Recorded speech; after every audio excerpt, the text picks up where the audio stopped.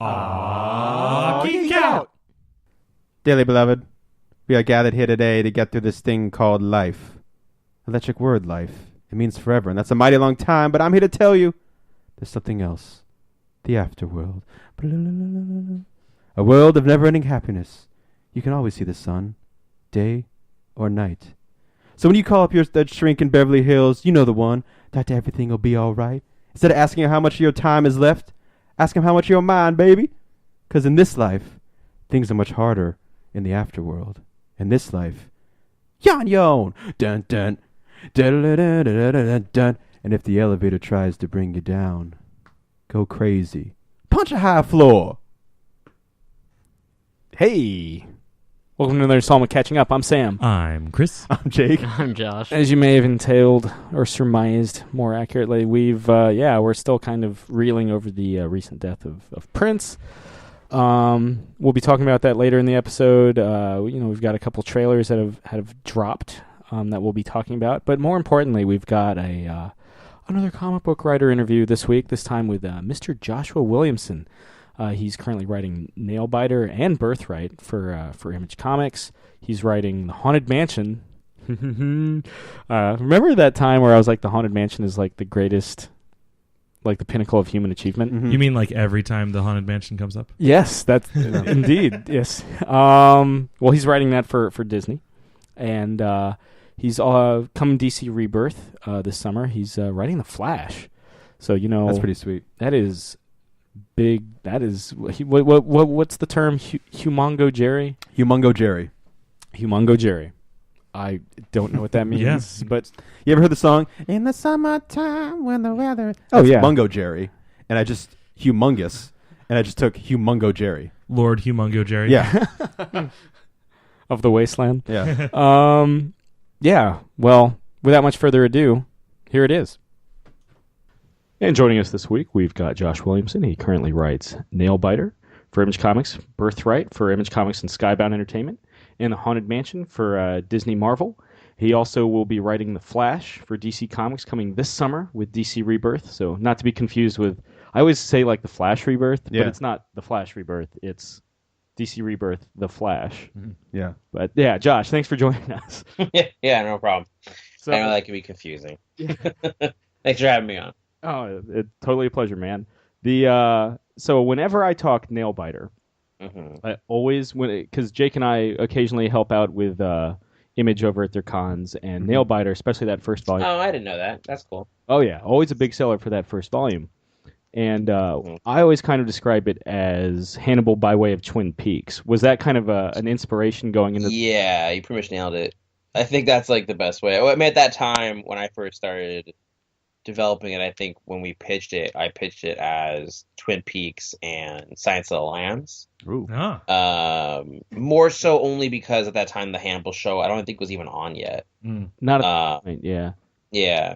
I mean, Hannibal had already been a thing, obviously, but at that time, if you went to somebody that said Silence of the Lambs, I think that was closer, and that was actually kind of closer in my head too. The tone of the movie was a little bit closer in my head.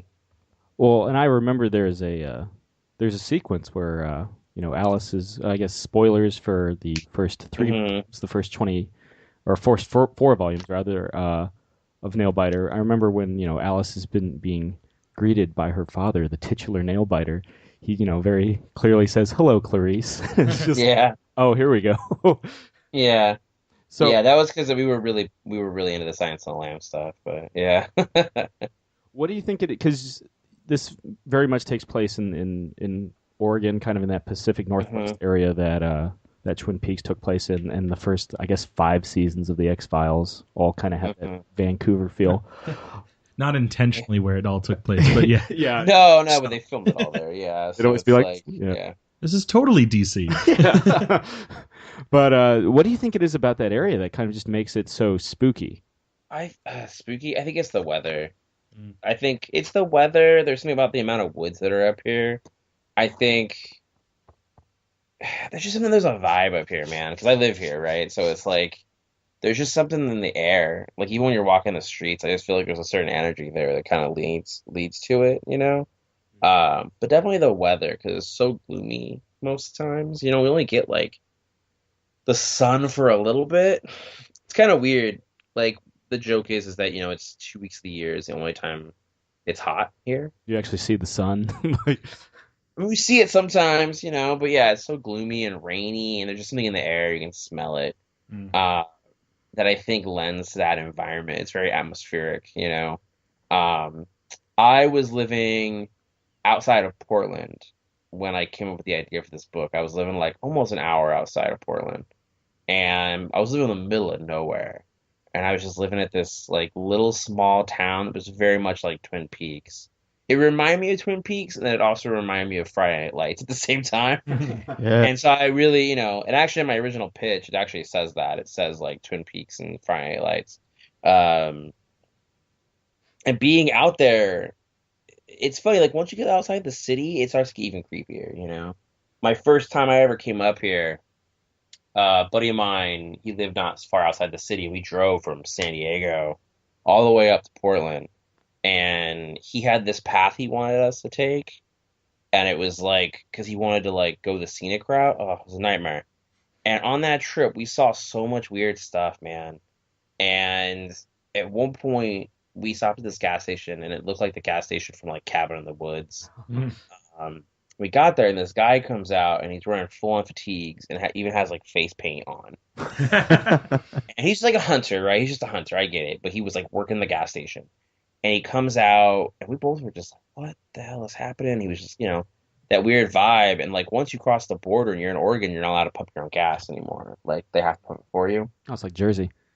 Yeah, exactly. It's just like Jersey, yeah. And so, this guy comes out, and he's just really weird and creepy. And I'm like, I'm gonna go to the bathroom. The bathroom looked like somebody died in there. And I came out, and I remember we were getting back in the car, and my buddy was like, so, how you doing? To the guy, and the guy just looked at him. And with like the graveliest voice you ever hear, he's just like, just another day in paradise. And we were just like, I gotta go. Let's go. Let's go. And there's actually this other story. We were driving up. So this is back in, God, man, it's 2007. So we're driving up, and he drove for like, I think he drove from like San Diego to LA, and then I drove from LA all the way to Eureka. So I drove the long part. And then we got to Eureka, and I was like, all right, cool, let's switch. Now you drive. And he was like, I'm not going to drive. We need to get a hotel and go to sleep. And I was like, what are you talking about? This is how you do road trips. Like, I drive a leg, you drive a leg. And he was like, I can't sleep in the car, so we're staying someplace. I was like, I guess, all right. So then we got out of the car. We stayed at this like crappy little hotel in Eureka. And then the next morning, we were like, okay, to keep on schedule, we got to leave here at like 5 in the morning. He drove for a half hour, and then I had to drive again. So at one point we're driving, and we hit this road. It was like a long straight road, and on both sides of this long road, just a 2-lane, just a little nothing road, right? On both sides, and this is in October, or no, it was November. So it's all just like dead trees, right? And there's like no leaves on these trees. And the sun had come up just a little bit. So it was that weird thing of like, it's like in a movie where the sun is just coming through those dead trees. And it's bright. So everything is orange and yellow. It's very, fall colors like coming at you. And we're going. And my buddy finally falls asleep in the car. And I look at the side of the road up ahead of me. And I see like 6 kids just standing on the side of the road. Were they singing the Freddy rhyme? In height order. And they're all wearing little black pants, little white button-ups, and little black suspenders. And they're all blonde. Oh, Village of the Damned Corn. style. And it's straight out like just a little. This is one of those stories I like to tell people in person because I feel like there's a visual element. But they're all standing there with the oldest one.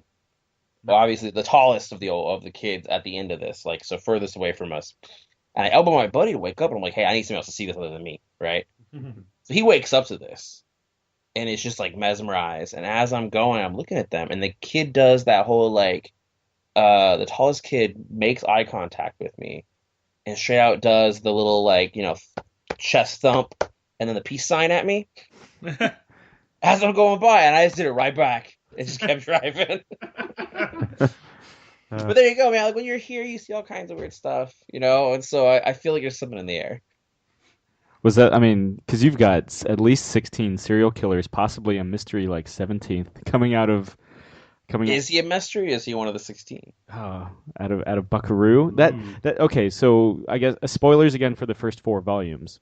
We're kind of in this weird place now where we explicitly know that maybe don't explicitly know. I mean, they're unreliable narrators, these types, but ever since the beginning with like Hank, there's been this mysterious benefactor for, I guess, up and coming serial killers, kind of a Moriarty of serial killers that we just recently saw in Atlanta. Or he was mentioned. You saw him for the first time in 12. Yeah, I think it's... Or 11 and 11. You see him kind of in the shadows, and then he's also in 15. Right. And so and at the same time, we've got Carol, who's just been, killed by Barker, like horribly in his hospital bed. And I'm assuming that he brings the secret of Buckaroo to the grave with him, for now anyway. So moving forward, are we going to really start to get into this kind of mystery benefactor of these up-and-coming serial killers? Yeah, for sure. That's a big part of what the next arc is. I mean, the next arc is weird because, like, 21... Did they send you 21 and 22? They did not. Oh, man. Okay. I wasn't sure if Image sent that to people because they have them. Because it's crazy. We're pretty far ahead. So the next arc actually all takes place within about 24 hours. So, like, 5 issues all take place in about 24 hours. And actually, it's even less. It's kind of oddly less than that. Like, 21 is, like, the morning until, I would say, like, 10 o'clock at night. And then the end of 21 all the way until 25 all take place between about 10 o'clock at night and then morning. Like, it all takes place in one night. Can we expect Jack Bauer appearance? Yeah. I didn't even intend to write it that way. Yeah. He all of a sudden shows up and just starts beating people up and yelling and interrogating him. Yeah. We're running out of time. At the beginning, I mean, that's Finch's beginning job. and end of every issue, there's the clock. Yeah, that'd be funny. It wasn't even intended like that. I just kind of started writing it, and it just kind of went that way. So Finch is kind of that role though. But a lot of stuff happens in this very short amount of time. And that is definitely kind of part of it. Like, a couple big things are going to get revealed in the next 5 issues. Like, it's tough, too, because, like, 24 has some really, really big stuff in it. And then there's certain bits and pieces of people finding out things I think the reader knows that the characters don't know. And then, yeah, man, like, we get into it.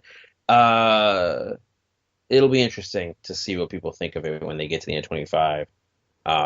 Does it pick up right after the death of Carol? It takes place I think it's like a week later. Mm. It's a little bit later. No, it's not like right there, because I don't want to give too much away, but it's like a week later. Okay, yeah, kind of exploring, I suppose, the immediate fallout's kind of settled a bit, and they're kind of picking themselves up.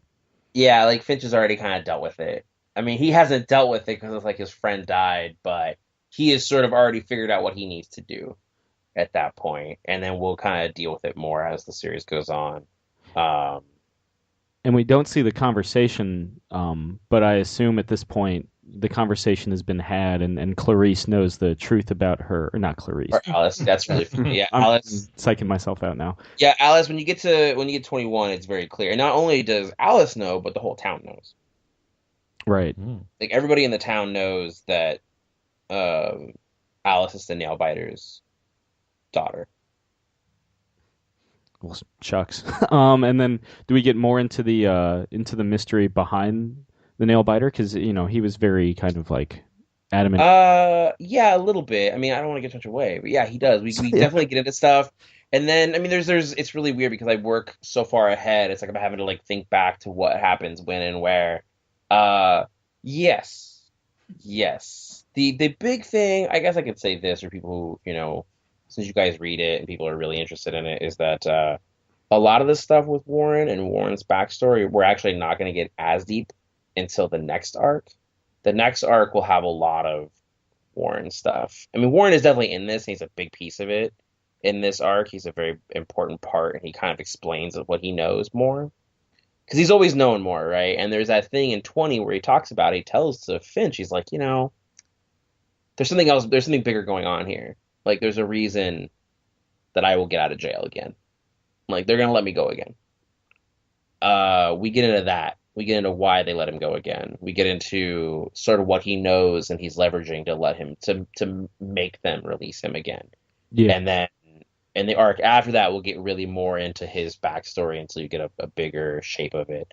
You get a little bit. Now I'm thinking about it. There's actually a really cool part in 23 where he talks a little bit about stuff that happened when he was a kid and why he started getting involved in certain things. Well, and I remember there's a very key moment in the most recent arc where he's asked point blank, like, did you kill all those people? And he's just like, it's complicated. And it's just like, well, shucks. Yeah. Much the kind of type that only lets as much as he can to kind of move the conversation forward. Yeah, well, because he's always manipulating people. Like, I mean, he's always playing a game with everyone on a certain level to get what he wants. Like, he's been playing a bigger game this whole time that the characters aren't really aware of, and Finch will eventually catch on. I mean, Finch is kind of already there in a way, right? Because Finch figured out that he can't tell when Warren's lying to him, and so that already sort of helped him kind of like see Warren in a new light. And he actually says something to Warren about it in 22. He sort of tells Warren like you can cut the act with me a little bit, like I've seen you in different versions of you at this point. Like, why don't you just stop being this person and just be you for a little bit? Because he's kind of wise to what Warren is doing and how Warren has been, that it's all an act, right? Like, well, it's not all an act. It's hard to explain. Like, it's not all an act. It's just him putting up Persona. Yeah. Yeah, almost like he's almost as afraid of the Nailbiter persona, but he loves the. I don't know if he loves the charade based on what I'm seeing, but he definitely plays it up a bit. Like, he's almost taunting people. He's taunting Finch, or he's taunting, Barker or whoever crosses his path. Yeah, because I think it's so weird with Warren, right? Because like Warren's whole thing is that he kind of knows that people expect him to be a certain way. And so he sort of gives that to them, but he levels it up, I guess. Sure. Definitely like gives off that feeling, but he amplifies it for them. But then he also likes to poke them. And he likes to push them. But at the inside he's very much like this very tortured person. I don't know, there's some dark stuff coming up with Warren. There's a couple parts I'm really curious, because there's always this thing with Warren, right? And it's been from the beginning. When we, after we got a few issues in, we would get letters, people online, or at cons, they'd be like, "Oh, I love Warren. Warren is great," and they'd be like, "Oh, Warren, so funny. You're making me like a killer." And Mike and I, this whole time, were like, Mike, the artist, Mike and I, we knew, issues further down the line. Like, we obviously planned stuff out, in pretty good detail, and so we knew certain things would come up eventually, and it's going to be interesting what people are going to think of Warren after the next few arcs. If they're still going to be like, oh, yeah, he's so funny and charming, or are they going to be like, oh, he's a monster? They see his dark side, his real dark side. Yeah, there's a part coming up. It was like something Mike and I had talked about from the beginning, I think. And definitely within the last year, we talked about this one particular part a lot. And he actually finally drew it, I think, like a month ago. And I was like, oh, my God, that part is... It's very subtle. It's a subtle thing that happens, but it's very much... It's a good glimpse into who I think Warren really is. We've seen bits and pieces of it, like when he freaked out at Warren in 11, when Finch started chewing his nails in front of him. Oh, yeah. He completely flipped out. That was a little bit closer to, I think, some of the stuff. But even then, that's a complete freak out. That's not even an emotional thing. That's not that's somebody having like he was being triggered. Something happens in the next arc that makes it is probably there's a splash page. It is probably the most real Warren we've shown so far. You mentioned that you guys are working pretty far ahead. You've already kind of had you've had the crossover with Hackslash. You've had Brian Bendis literally show up like in Peru. Do you have any other kind of maybe in between arcs, like any fun kind of crossover kind of one-offs No more crossovers for now. I think we want to kind of get a little bit further ahead, get a couple more beats out because like that hack slash crossover is important. Like there's stuff from that happened in that will definitely that actually impacts this next arc. Like things from that become these become important, I guess, for this next arc. Uh, with cameos, we actually thought about doing a couple of their cameos. I don't want to say who they are because we might actually do it. And if we do, I think if this time we do it, it's just gonna be a surprise. Like there's one that we've been talking about doing, and uh, the person and I had actually already talked about it, and they wanted to do it, but it was one of those things where you're like saying you want to do it and actually doing it are two different things. So Stanley. no, you guys might be surprised. I don't know. And then there's something with Bendis. I want to bring Bendis back for something, and I need to talk to him about it. So I'm surprised he survived, to be honest. you know what, man? I've seen that guy play with his kids. I can't. I couldn't do it. And you know what's funny is that like when I used to live a couple years ago, I lived in this apartment that was right across the street from a comic book store. And where my office was, I could face out to that comic book store. And Bendis lived in that same neighborhood, and I would see him ride his bike like every day. And there were times I would just see him ride his bike with his kids and stuff, and I'm like, "There's no way I can kill this guy off. Like, there's no way." But what's funny is like right after that issue came out, yeah, Bendis survives. Right after that issue came out, somebody at Image and I were talking about it. And it came to this thing where I was like, "Oh man, you know what? I should have killed him off." Like, just in the confines of the conversation, you're figuring stuff out. And you're like, "Oh man, yeah, he would have died. That would have been interesting." But This is for bringing powers to Icon. yeah, yeah, that's funny. With the Warren Ellis issue of Powers, he survived at the end, but he like went into hiding or whatever, right? So, or he became like a recluse. Yeah. So I didn't want to do that, and yeah, I've seen the guy play with his kids too many times to be like, and here like to type out, and then he kills Brian Michael Bendis. Like, I couldn't do that, but I like this idea that he got scared and that someone is watching him.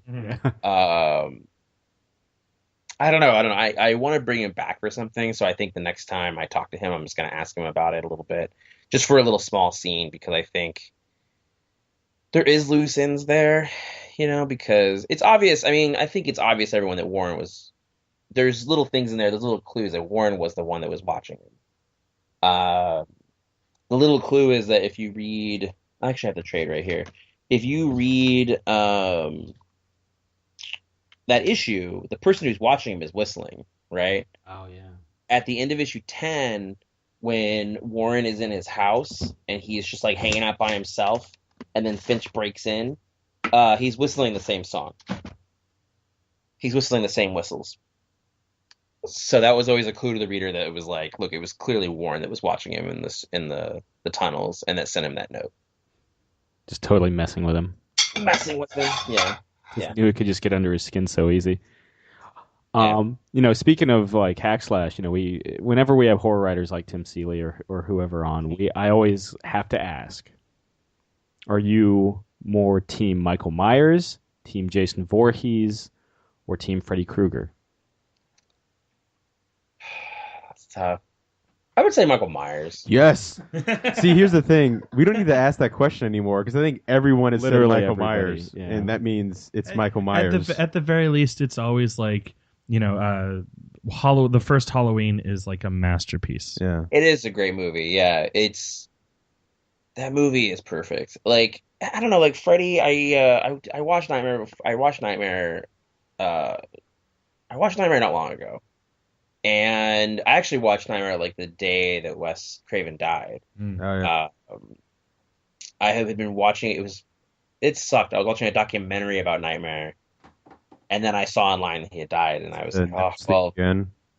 Yeah. It was 4 hours. Damn good one.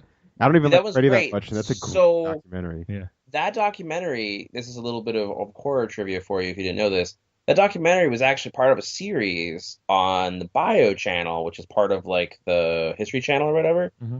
So back, I would say, what year is 2016? So 6 years ago, the Bio channel did all these documentaries on a bunch of different movies. But Freddy was one of them. Scream was one. Halloween was one. Dances with Wolves was one. Yeah. Uh, Nice. Silence of the Lambs was one. Um, Did they do and His Name is Jason? I don't know if they did His Name is Jason. Yeah. I'm not sure if they did that one, but they did a bunch of them, and they're amazing because they were all like a mix of like old and new interviews, and sort of like this really well done. It was like one of the best documentary series I've ever seen, and they were all called like Inside Story, and then whatever the movie was, and they did a bunch of. It was Jaws was one of them, and they took all those things, and some of them were so good, they got repackaged as documentaries about that movie, right? So now if you go and buy like the Scream trilogy before 4 came out, you go and buy the Scream trilogy, it's on there, but they bill it as something else. But it's the exact same documentary. The one for Halloween is amazing. If you guys are big Halloween fans, you should find it. I think it's on one of like it might be on the last time they put out like the 20th anniversary of Halloween, not 30th anniversary, I guess, of Halloween. It might be on that one. It might be on that one they put out recently that had like the Halloween box set that had like every freaking Halloween movie. But that thing is great. All those are awesome. Like the one for Silence of the Lambs is really, really strong. Um, One thing I thought was really interesting was a weird thing about that was that when Silence of the Lambs and Dances with Wolves were getting made, they were getting made at the same time. And the people who were making, I might be wrong on this, but I think it's Dances with Wolves. But Dances with Wolves realized they were making this amazing movie, and they knew that Silence of the Lambs was also getting made at the same time. It was an amazing movie. And so the producers of Dances with Wolves were like, here's what we're going to do. We're going to delay the movie an entire year because we think we can win Best Picture. If we don't delay it, we're going to lose the Silence of the Lambs. So they delayed it, and Silence of the Lambs won the first year, and then Dances with Wolves won the year after that. Smart man, Yeah. that Costner. Yeah, Costner, the 1-2 punch.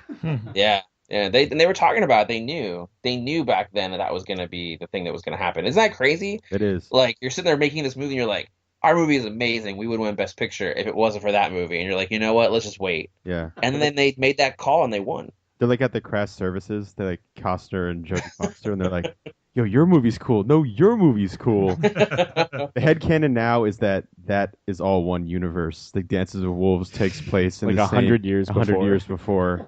It's not- Oh my gosh, that's an awesome canon. You could probably find threads to try to relate Oh the yeah, two to be yeah. like, Fan theories. yeah, Using the dust off my 4-hour director's cut of Dances with Wolves. yeah.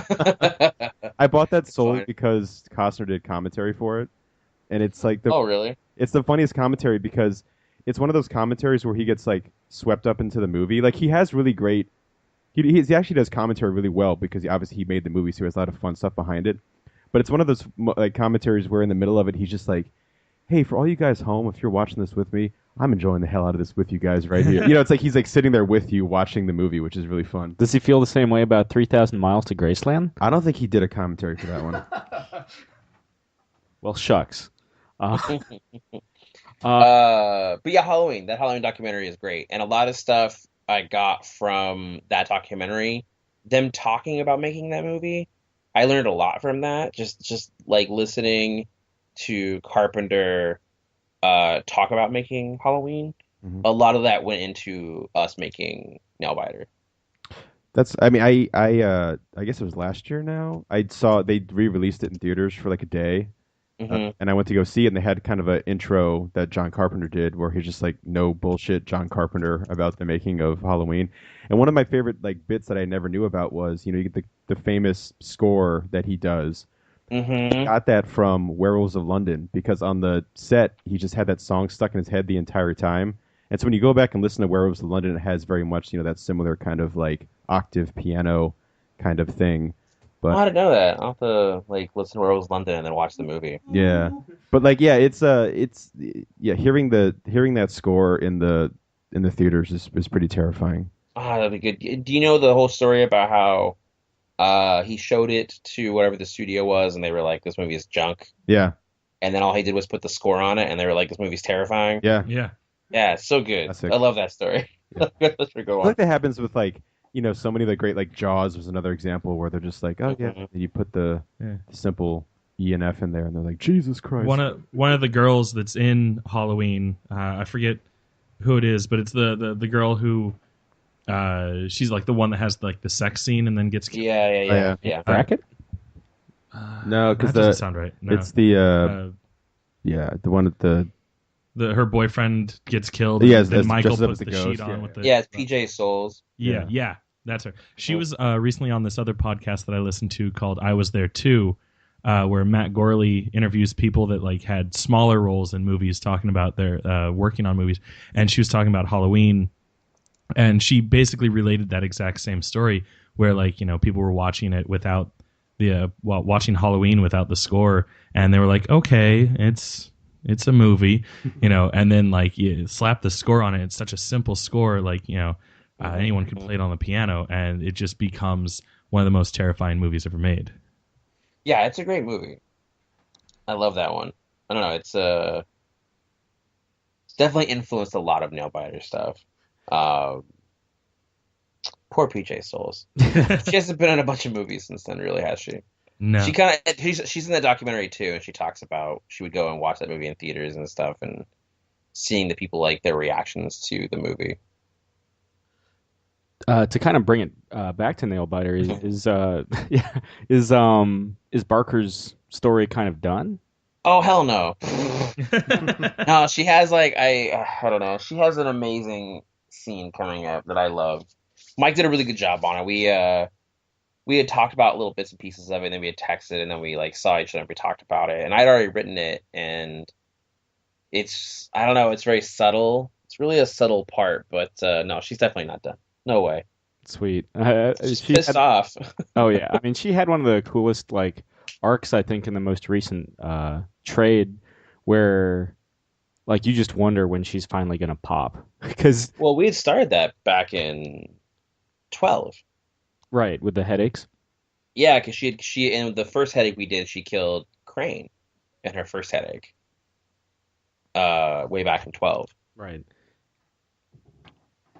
And then we just kind of every issue after that. And I remember at one point Mike was worried about it. Mike was like, "Oh, I'm worried that she's gonna have these headaches and people with the visions of killing people, and they're gonna get sick of it." And I was like, "No, no, no, no, no, no, no, no, no. We'll just give them a little bit every time." And then eventually by 20, because I had people who read 20 who I know who would text me and be like, "Wait, did she really kill her?" And I'm like, "Yeah, yeah." So it's the only one that somebody else acknowledges it. And there's no orange kind of background. There's no orange background or anything. Yeah.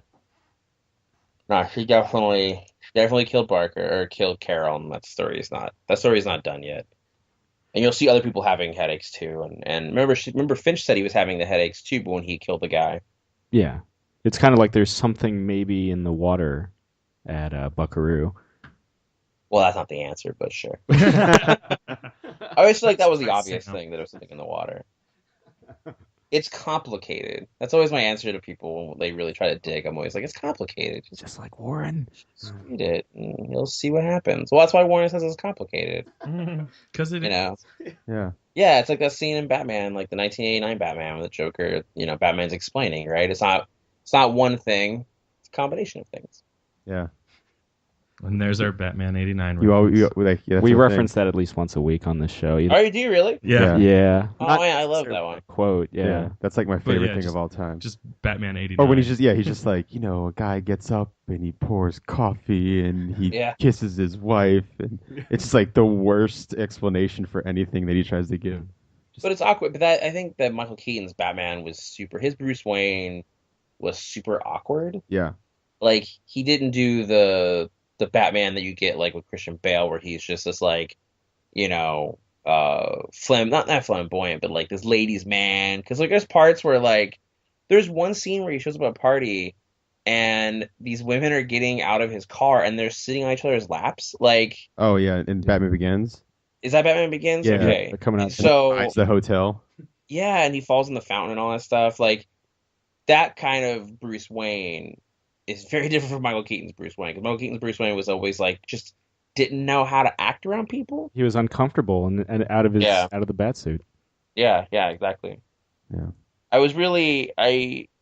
When they announced they were doing Batman versus Superman and they announced Ben Affleck as Batman, I was like, all right, cool. I mean, that's weird, but okay, cool.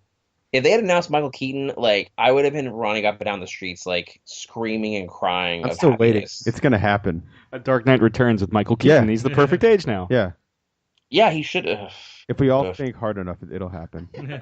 He's got that Birdman credibility now. He's He can still do the voice. Yeah. He's coming back Still for do the Beetlejuice voice. too. He had the best voice, like because he just had that little husk to it, and also I like Mhm. that a lot of it worked where his Batman didn't talk that much. Like I don't, Mm. in the movies, it doesn't make sense to me to have Batman running around spouting, monologues or talking about this and that, where it's just simple little staccatoed kind of things. And Yeah, he would just say a few things here and there. Yeah. yeah, Hey man, next time you talk to Jeff Johns, I'm just saying. Now I know. What do you want me to say? Yeah, Michael Keaton, bro. Michael yeah. Keaton. Everything. Oh my God. Still got it. Now I know you can't talk too much about it yet, but what can you share about the Flash? It's awesome. I don't know. I actually was looking at Complicated? issue 1 today. Oh man, it is complicated. No, I try to make everything I do complicated. No, it's been a lot of fun writing it, man. Like I've been writing it for a while. I started writing it in November. Like it's a weird situation because it's one of those things where like I pretty much was told I had the job in October and I didn't believe it. Like I thought it was like I had this meeting with Dan Didio. So the story is like I did have a meeting with Dan Didio in the summer, and I told him what I wanted to do, and he said no. He didn't like what I wanted to do. But then I came back and was like, wait, like I thought about it. I thought about what you said. Here's my answers to your questions. This is what I'm thinking, and this is what I want to do. And I remember we were in the like DC's green room, and he was like, I love it. I love it. We could do that. And he started explaining to me what he was thinking about. And it was such a good meeting that when I was driving in a taxi cab with a buddy of mine, we were talking about it. I basically was just like, I don't even know if that really happened.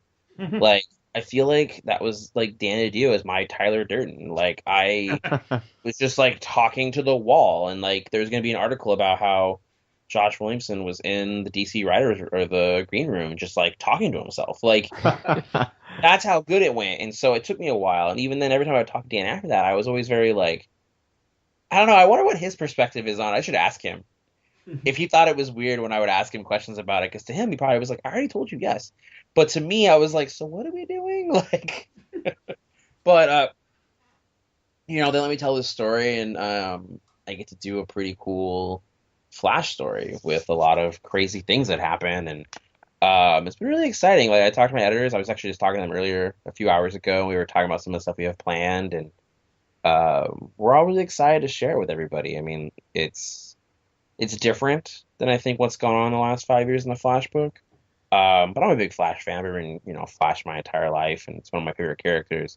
So it's kind of cool to get to sort of tell the story with him that I think is a story that will definitely resonate with people who are fans from like the older stuff and have been fans, but also I'm trying to relate to people who've never read it before. Yeah. It's important. Did you grow up reading Barry Allen or Wally West?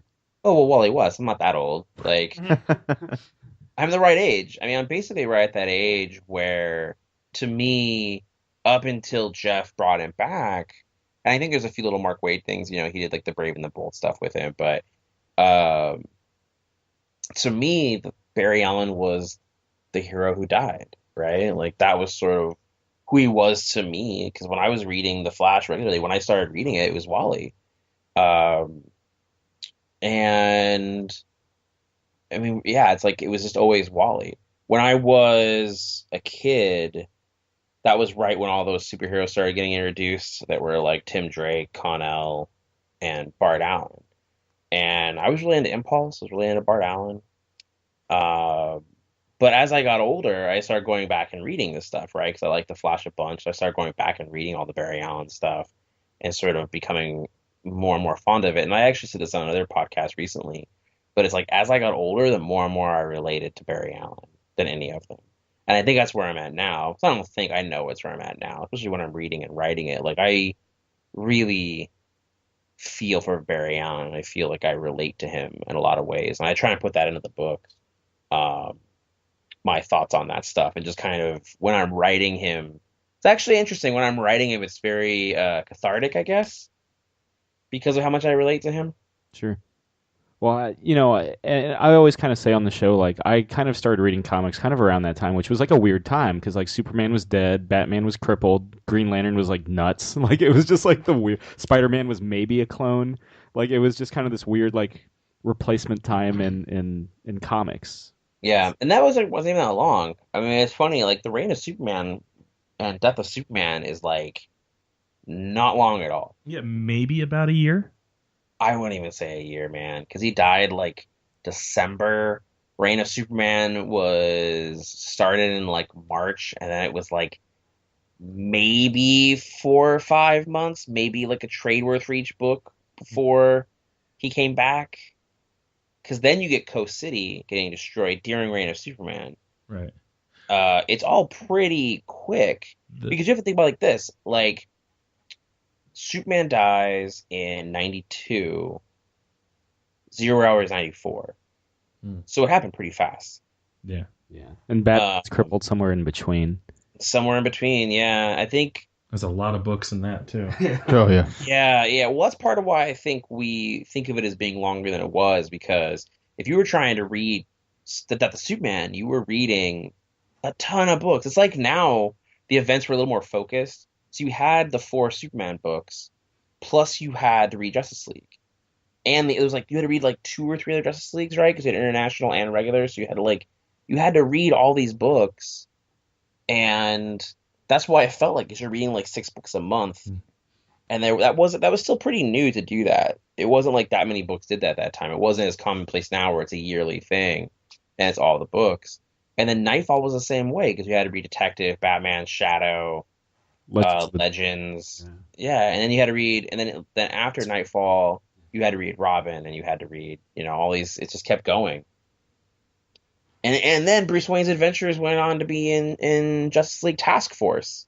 Like you had to then, if you want to know what was going on in Bruce Wayne in the wheelchair, you had to go read Justice League Task Force. That's right. He goes down to Florida with Alfred for some reason. I think that's where like Sandra King's Hall. It's weird. Sorry, I read the time. I read the novelization of it. It's a lot more concise. Yeah, I did too. Actually, the Denny O'Neil. Yeah.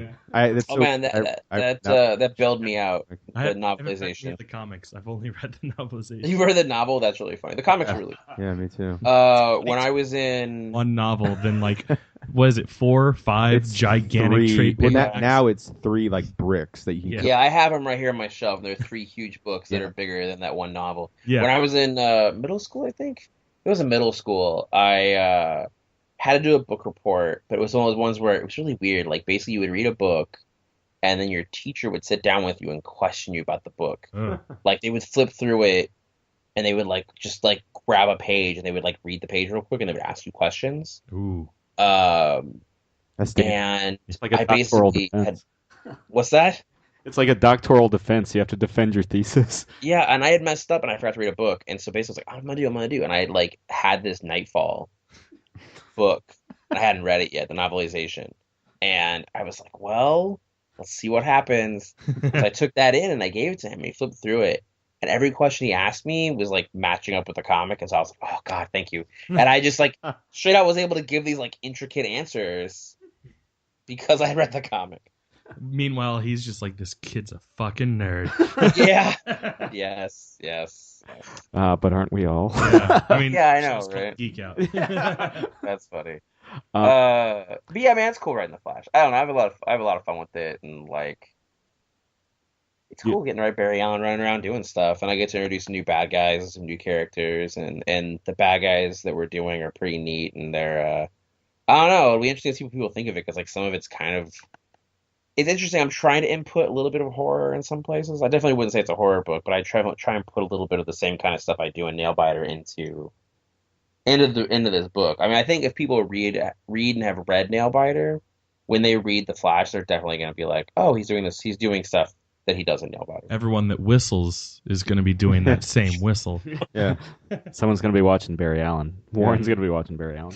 There better be like a DVD of Dances with Wolves and Silence of the Lambs somewhere in Barry Allen's apartment. Now I got to put that in the background. The background leaning against each other. We'll be watching.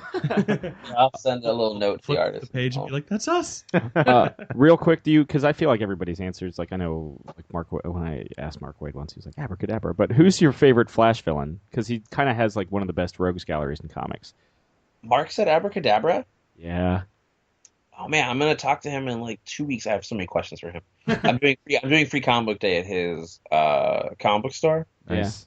And so I'm gonna sit there and ask him a bunch of questions. Oh, in Indiana, yeah, Muncie. Yeah, but when I sit with him, it's gonna be kind of funny because I'm gonna ask a bunch of questions, and if he asks me what my story is gonna be about, I'm like, oh, I can't tell you. Yeah. Like, Yeah, I ran into him at like Baltimore Comic Con. We got to talking about the Flash, and I was like, "Who's your favorite Flash villain?" He's like, "Well, the most definitive one, because he knows the Flash. He lives, breathes the Flash." He was like, "Well, the most definitive one is Professor Ebert Dawn because he made the Flash a killer."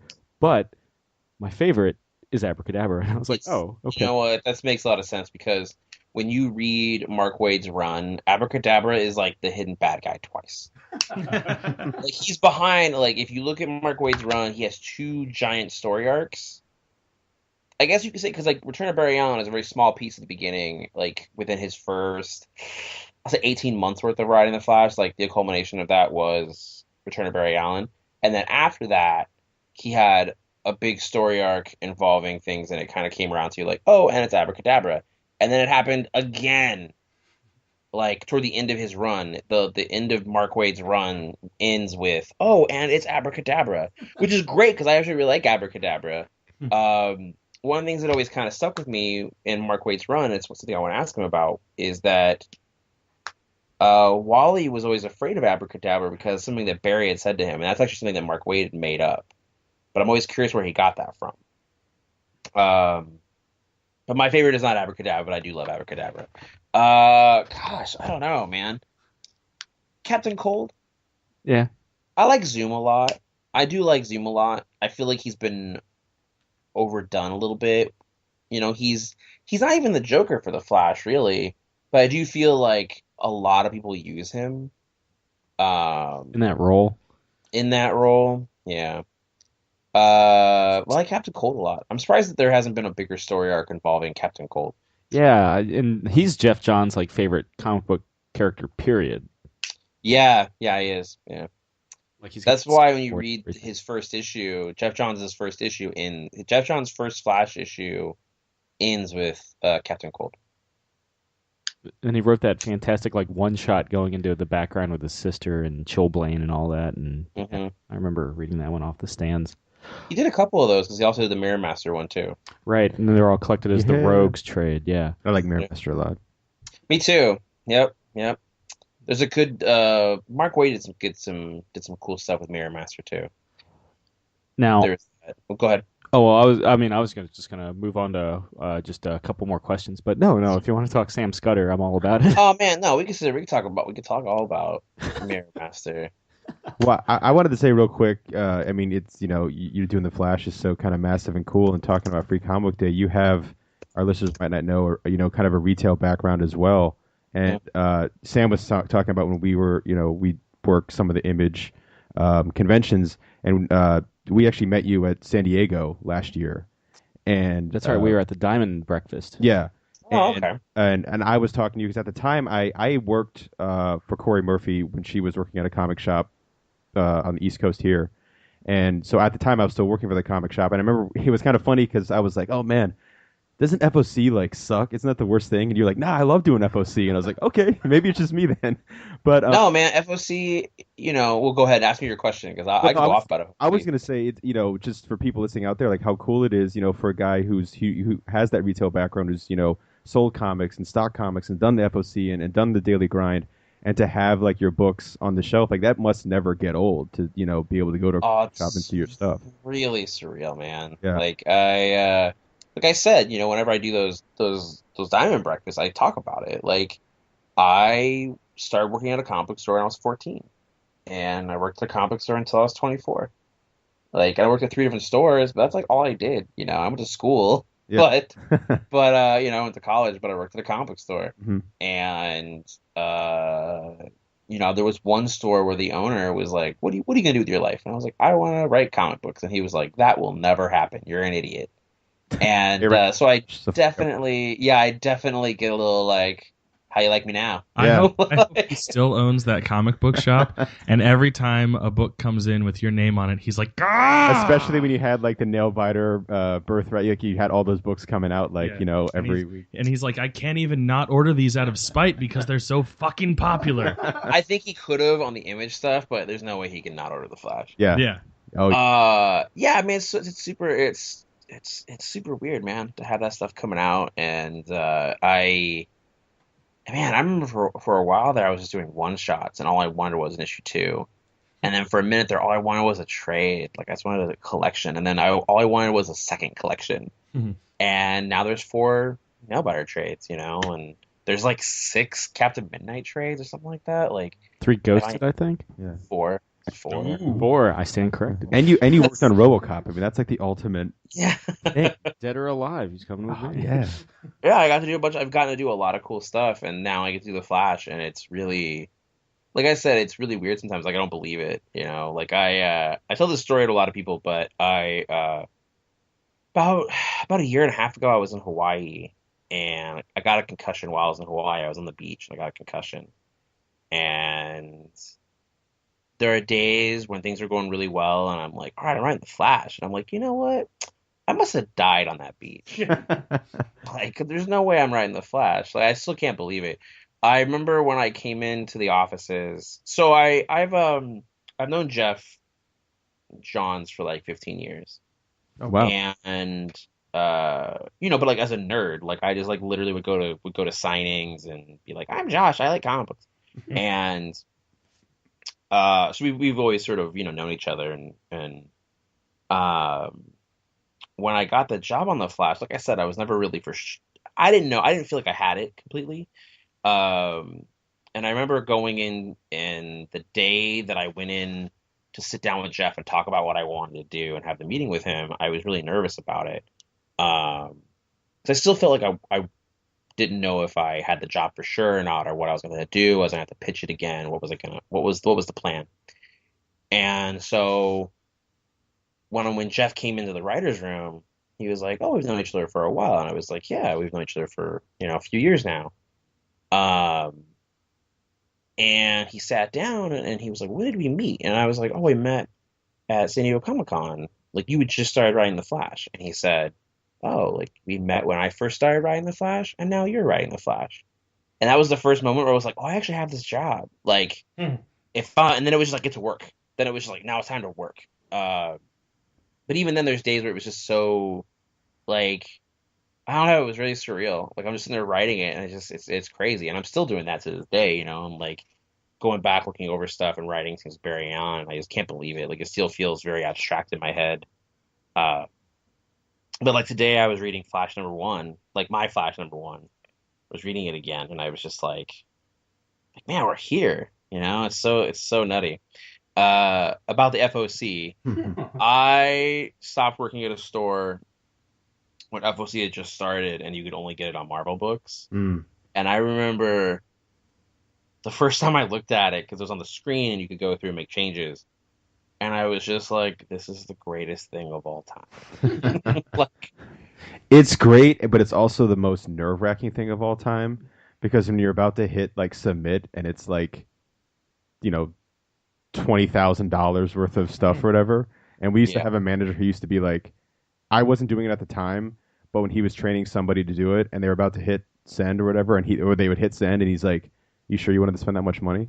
And they were like, "What do you mean you want to spend that much money? Are you sure you want to spend those books?" But yeah, Yeah. it's great, but like terrifying at the same time. It's like I always like thought it was like it's like diffusing a bomb, because like there's just so much that you want It's to make. betting on the stock market, man. But yeah, because like Yeah, there's no blueprint to ordering books. It's all about knowing your customers, and there's no algorithm. Well, thankfully you have more information on your numbers at that point. Yeah. You can actually look at it and go like, I know. It's supposed to be that the FOC for a book is the Monday after the last issue came out, Mhm. so you can be like, oh man, I read 20 of that book and I sold one. yeah, maybe I should lower my order. Yeah. Imagine before when you were just like ordering, for 3 months out and that was it. Yeah. And the most you were able to do back then was you could increase your order. You couldn't decrease it. Yeah. Like, 'cause I remember That's even worse. it's even worse, right? Yeah. And you're looking at stuff and you're just like, oh man, like, yeah, oh my gosh, because I was in charge of the orders, and so I would lay. The way I would do it is I would have the previews. 'Cause I would wait till the last minute to do orders, Oh yeah. That was and so that's the way to go. yeah, so it was like Wednesday we would get previews and orders are always due. Initial orders are always due the Thursday after you get previews. Hmm. So I would get previews and I would lay out that previews for the thing in advance. So I would have like just an idea of things further out. And I would have the current one I had to order, and then would have the previous month, and then I would have all my orders. And I would sit there and I would read the solicits across the board to try and find clues of things that are happening. Because you would get that one solicit that was like, because of the shocking events of last month. And I'm like, all right, cool. That means that this month something shocking is going to happen. Maybe I should order a little more. Hmm. And I really tried to pay attention to what was going on in the books to try to predict what I thought was going to be bigger deals. And I sat there and I really paid a lot of attention to what I sold on Wednesday. Because I wanted to make sure that like that was really the time, especially in the shop I had, where things were really going to sell. Right. So Saturday, I would look at Wednesday to Saturday and then the week and kind of tell the flow of selling and try to figure out exactly what we're going to do and then place the orders. So once I had the FOC, I was just like, this is amazing. Yeah. Because now I can really go, okay, this is how I can fix things. Yeah. I mean, But it is kind of, you can read between the lines and with the numbers and see kind of, what's working, what's not working, and engage that way. Our manager, who's still at the shop, Mhm. she's really good at sitting there and, like kind of like you were saying, like reading every solicitation, and you after a while you can kind of just that flow of like the subs that you have and whatnot. So it's really interesting, yeah. But at the same time, it's just I always just thought it was nerve wracking at the same time. Yeah, I'll tell you the story and I'll let you guys go as we talk about ordering in comics. It's a DC story with that. Um, so for months, DC was telling everybody that like it was during the build up, it was during the countdown to Infinite Crisis. They had all the little mini series, right? Like they had OMAC Project and Villains United and all this stuff. It was all building to Infinite Crisis. One of the storylines that was going on in Superman, and it was called Sacrifice. You're just putting And a new edition out of that did they really? next week. Oh wow, okay. So in that, they kept saying repeatedly, they would say something big is going to happen in One Room in 220, just over and over and over again, right? Like or 219, see 219 or 220. They were like something huge is going to happen in Wonder Woman. It's the end of the Sacrifice thing, and then it's gonna carry over to the OMAC project, whatever. They kept telling everybody like something big is gonna happen, something big is gonna happen, something big is gonna happen, just repeatedly, right? Hmm. And I'm reading everything, and I remember reading Wonder Woman, and I was like, oh, Wonder Woman is gonna kill someone. Like that's what's gonna happen because that'll make a definitive like gap between her and Superman and Batman. That'll separate them, and that had been kind of been building up ever since Identity Crisis.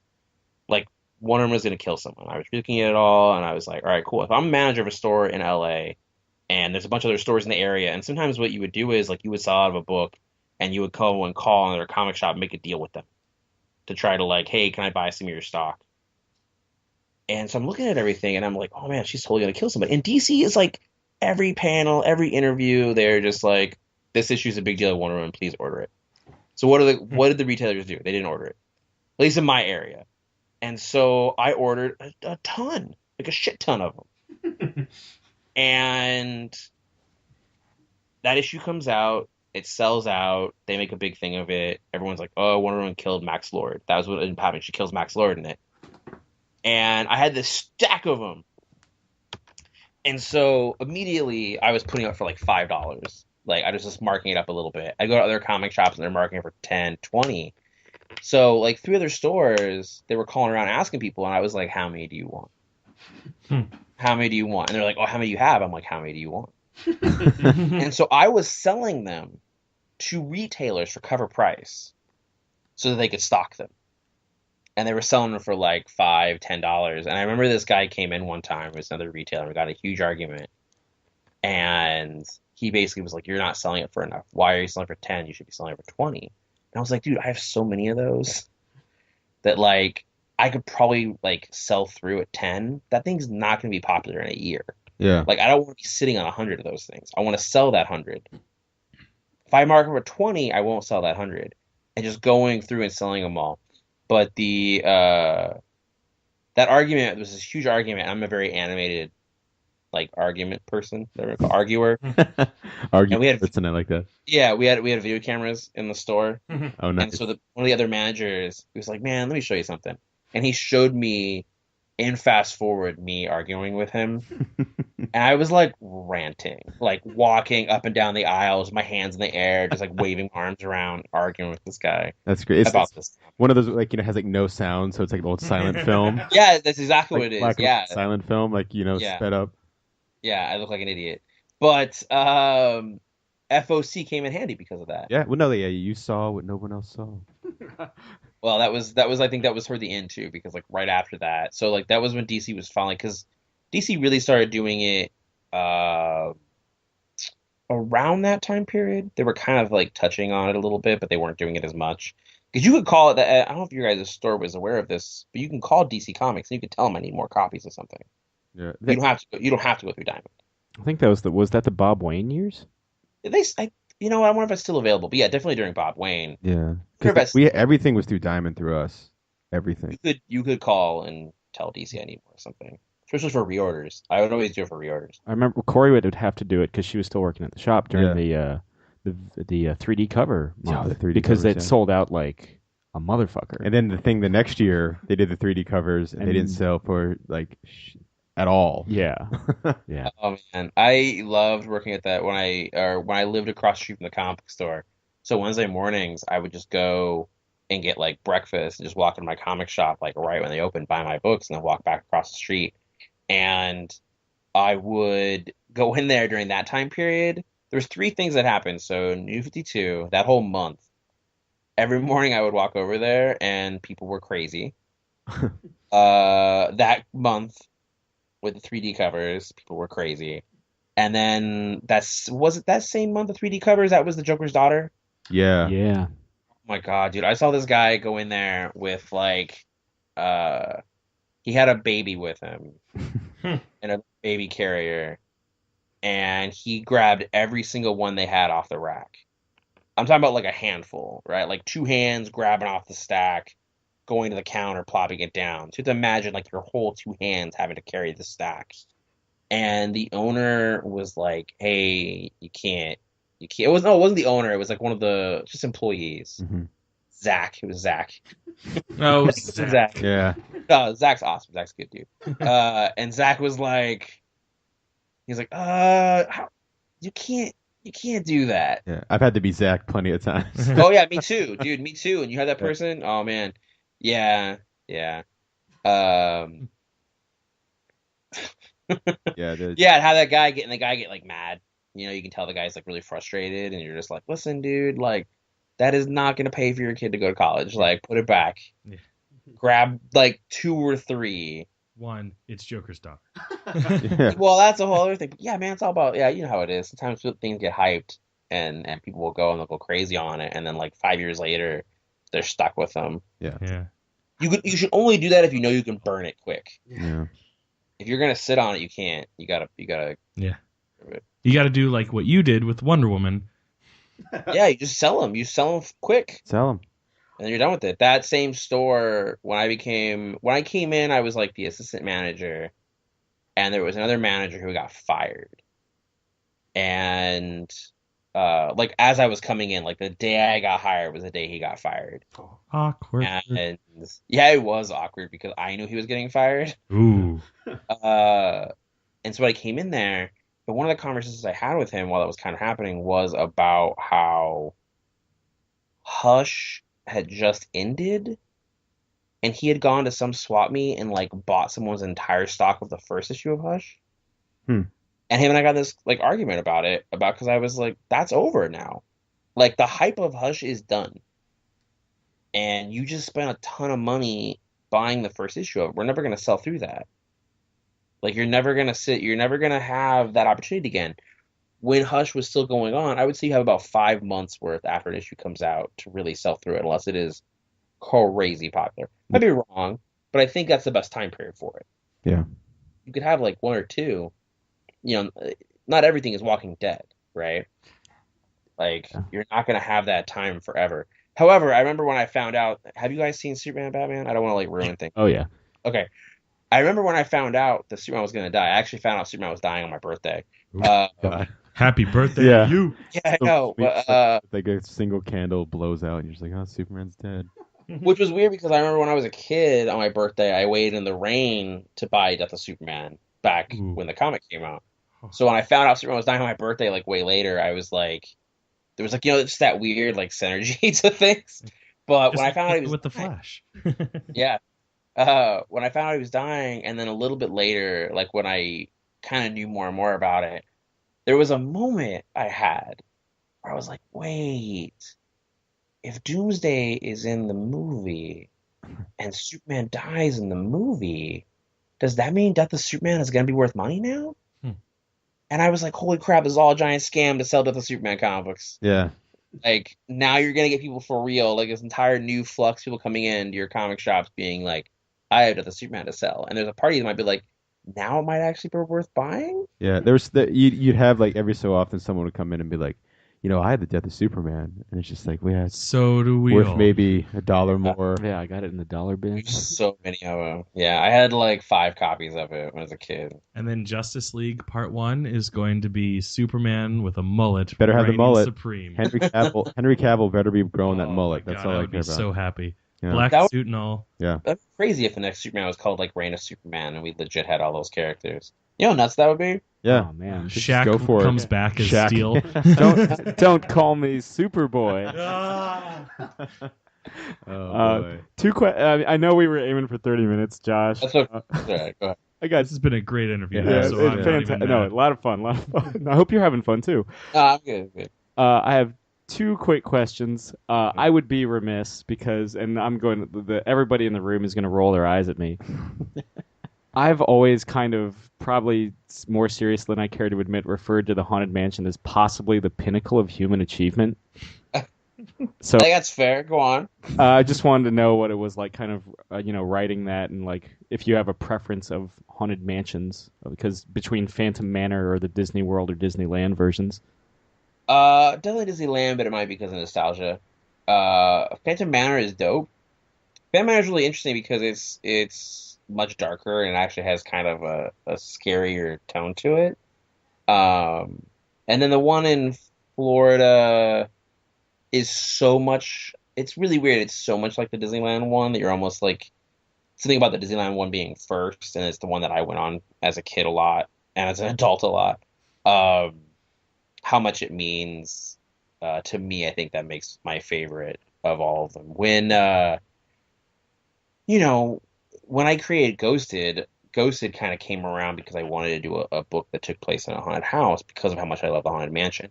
And the day that Ghosted 20 came out, which is the last issue, I happened to be in Anaheim.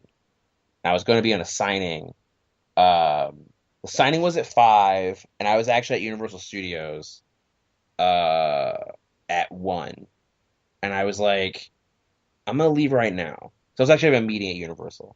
And I was like, if I leave right now, I can probably make it to Disneyland. And I can use my season pass, and I can like run through Disneyland, get on the Haunted Mansion, and just go on it once.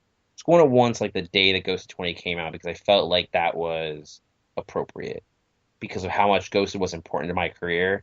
And I did Ghosted because of the Haunted Mansion, right? And so I was like, I could do it. I could get to Disneyland. I could run through the park, get on Haunted Mansion, go on Haunted Mansion, get back to my car, and then drive to the signing I had to be at 5 o'clock. And man, I literally walked into that signing at 5 o'clock on the nose. Nice. Like I barely made it, but I ran. It was kind of like an emotional thing because I did it by myself. But I got a Haunted Mansion, got to go on it, and go on it, and then so 5 God, I guess it was about 5 months later. Um, I started talking to Marvel about doing the book, and so it did feel really like kind of appropriate. Like, how could I say no to this? And I was actually a little bit too busy at the time, but I was like, "There's no way I could say no." And I had been trying to do a book with Disney, not Marvel, with Disney for years, and it never worked out.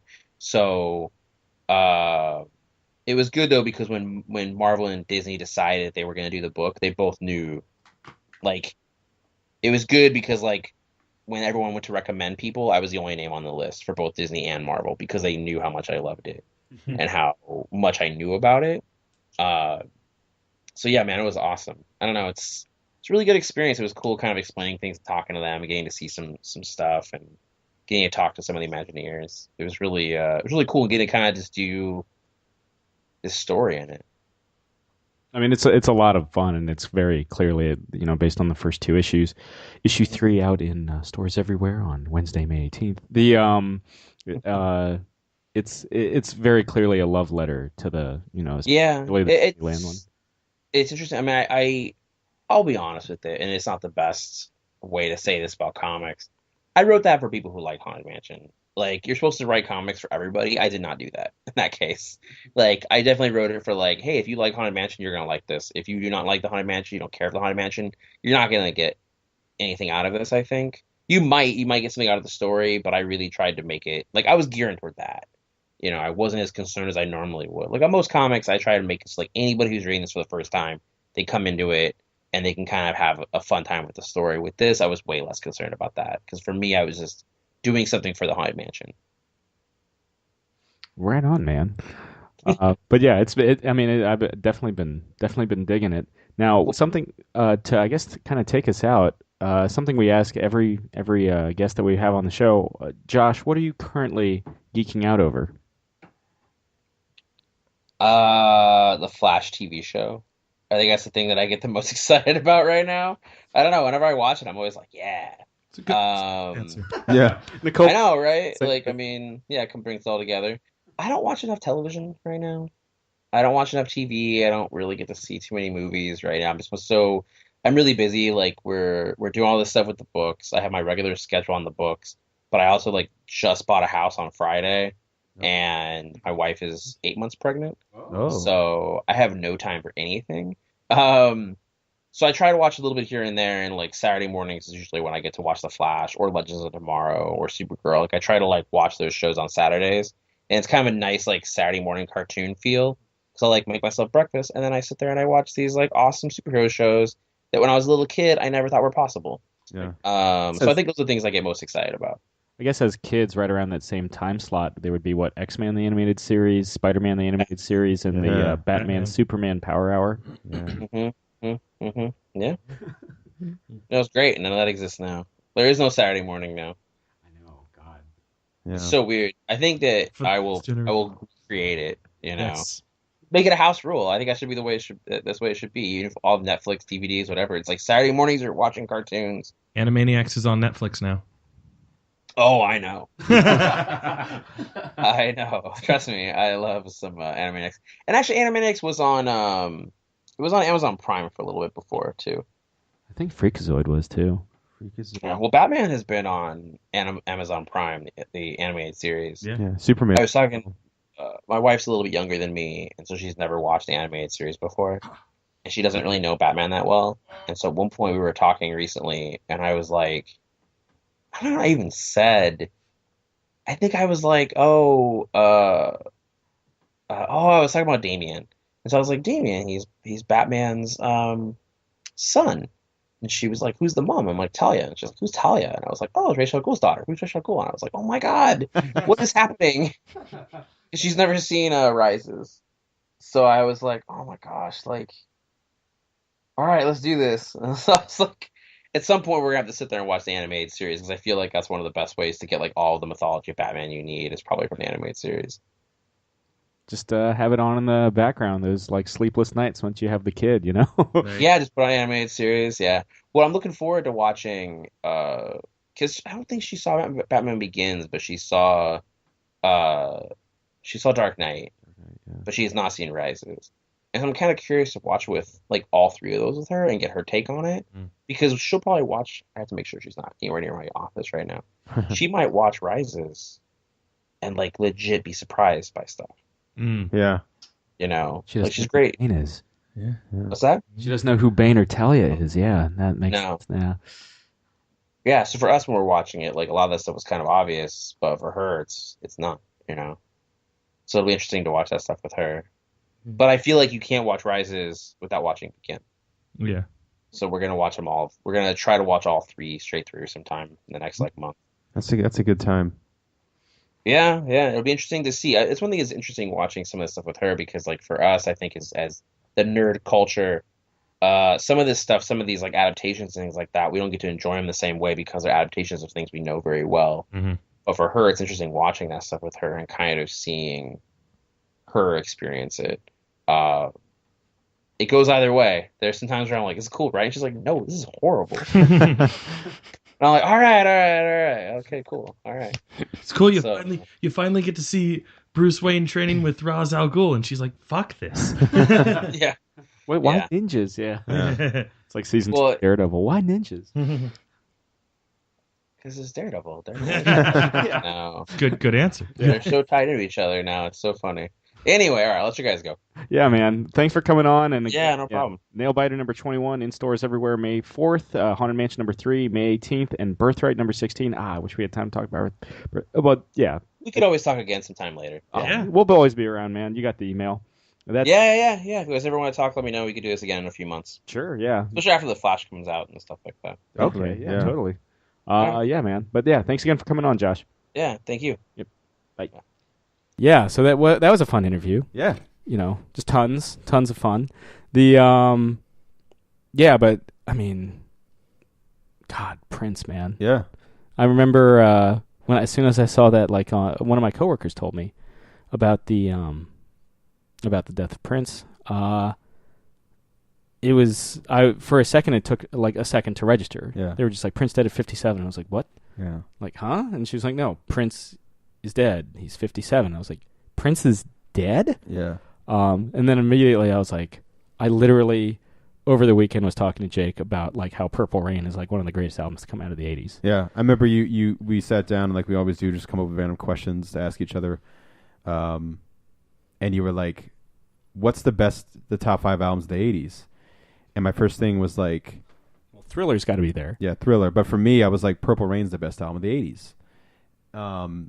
Which is crazy, yeah, because we like seriously, it was like I don't think even a week had gone by. We talked about that, and Yeah, that was we talked about it on a Sunday, and then of course Prince died on Thursday. yeah. I was at work and a really super busy day, and my phone, I looked down and I had like every social media notification you can have. I had one, and I had like at least I think I had 17 total text messages, not all about Prince, but they all stemmed from that. And yeah, my mom was the one who texted me, and she was like, Prince died, and she like loves early Prince, especially Like pre-Purple Rain, so Pre-Purple 1999 Rain. controversy. Yeah. And I was dumbfounded. It took me back for a second. I was just standing there at work, and I was just like, Prince is dead? Like, he was one of those guys I just figured would be around for such a long Bowie. time. Yeah, 12 years younger than Bowie when he died, and would be releasing more and more music. I mean, he was releasing music again regularly, and that was great. He had got the rights thing back with Warner Brothers.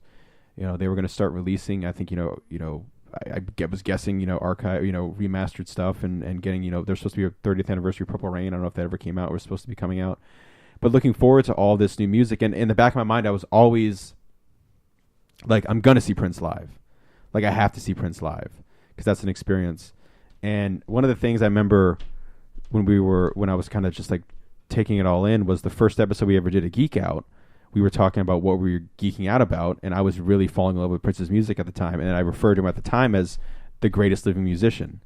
And I remember like that, I was like, man, that fucking sucks, because like you can't say that anymore. one of the greatest guitarists of his generation. Exactly. I think he kind of gets dismissed as a pop star because he's in the era of, he's born the same year and at his commercial peak the same time as Michael Jackson. And Madonna. Yeah. They were all born in 1958. Yeah. And so he's like, he's just like another pop star. But it's like, no, he's one of the best fucking multi-instrumentalists of all time. Yeah, and I mean, it's not, I don't want it to sound like hyperbole either just because, he passed away to say it, but like, for me, I can't say that he's like the best living musician anymore, but I could say with utmost like respect for, like, I think he's the best musician we ever had in our generation, or just that we knew as being on this planet. Because like you were saying, there's great lyricists, there's great songwriters, there's great drummers, there's great guitar players, but he was like the full package. He was one of those guys that could pick up like any instrument and within a couple minutes of noodling with it had already figured out how to play it. So many of his albums, he would just play everything. Now for me, and I'm assuming you guys can correct me if it's different or amend the statement, but for me, my intro into Prince, as you might be able to predict, was the Batman 1989. Yeah. Same. Yeah. Yeah, well, without knowing it at the time, definitely. Yeah. For most of my life, that was that was like 90% of the Prince that I knew. And would you still argue it's like definitive Prince for you? Yeah, for me, like that's that. Throw in the song Purple Rain, Darling Nikki after the Foo Fighters covered it was when I discovered it, and like a small handful of others. Like that is still to me the catalog of Prince, but still like just blown away at like the quality, because every single one of them like is 100%. There might be songs on his albums that I've never heard that like maybe I'm not don't click great with me, but like every one that I know is just a masterpiece, which is rare even for bands that like I only know like a handful of songs. There's almost always like at least one that I'm like, yeah, but that one sucks. But he had a great ability to just keep putting out magic. And 39 albums. Yeah. He's got, his first album came out, 79, 78, somewhere around there? 79. And he put out the double album last year. Yeah, we had it was two separate albums, but he had a solo album and then the Third Eyed Girl. We had the all-female band with him that kicked serious ass. Like there's live footage of television performances he did with this band, and they were just incredible. He always found the best musicians. Yeah. Because, like, I think a lot of people at that caliber, he was quite the perfectionist. Oh, yeah. According to Kevin Smith, Kevin Smith famously has, like, tales about his experiences with Prince. Yeah. And according to Kevin Smith, he's like, there's, like, a full fucking archive of stuff that people may never listen albums and albums and albums and different, everything. And that was something I was hoping we were going to get to with him coming back to terms with Warner Brothers, the famous artist formerly known as, and all that kind of stuff. Writing the love slave symbol. on his face. Yeah. I think it's very fascinating to me that when he passed away, everyone wanted to jump to YouTube and Spotify to listen to Prince, and they couldn't do it because there was no Prince. Tidal exclusive. And so outside of Tidal, it was kind of this. For me, it was kind of this wonderful thing where it's like it forced people to go out and buy Prince music, which is kind of the greatest. Because even with this, I'm still not going to get a Tidal membership. No. Oh, none of us. Yeah, Well, no. But like, sorry, Prince. well, but the thing is though, like, you can still get it physical. that's the great thing. You like, it's almost like the final Prince thing. It's like we were at the mall today. There is no Prince CDs left in FYE, and you can tell there was a lot because there was a massive section gone. And so all these people hit the Prince, like the ultimate Prince, double disc greatest hits is #1 on Billboard. It's going to reach #1 on Billboard. Yeah. And so it's just like Bowie's Black Star. Exactly. It's kind of great to me that people are going out to buy music again. How great is that? Like that's Prince's almost final thing, is that people are going out to buy music again. Yeah. Because he fought so hard to keep, you love it or hate it for it. He fought so hard to maintain that artistic integrity. He's one of the few guys that I would buy. They do this all the time with bands. They release like a DVD of their music videos. He's one of the few guys I would buy a DVD of Prince music videos, because those are something special. I remember, they're fucking. Even the ones off Batman, which are available. On the Bat Dance on the DVD, and so is Party Man, and so is there's this weird ballady number that doesn't play in the film, but where it's just him like long haired Prince just like dancing around in like spandex, which is still fucking cool. But the Raspberry Beret being my favorite Prince album off one of the favorite Prince song off the album Around the World in a Day is that music video is just so surreal. Yeah, he's got like the blue sky cloud outfit on with the famous, white guitar that he acquires in Purple Rain, the film. Acquires. Unique specimen I'm looking to acquire. In Purple Rain, it just slays the audience with at the end of the movie. But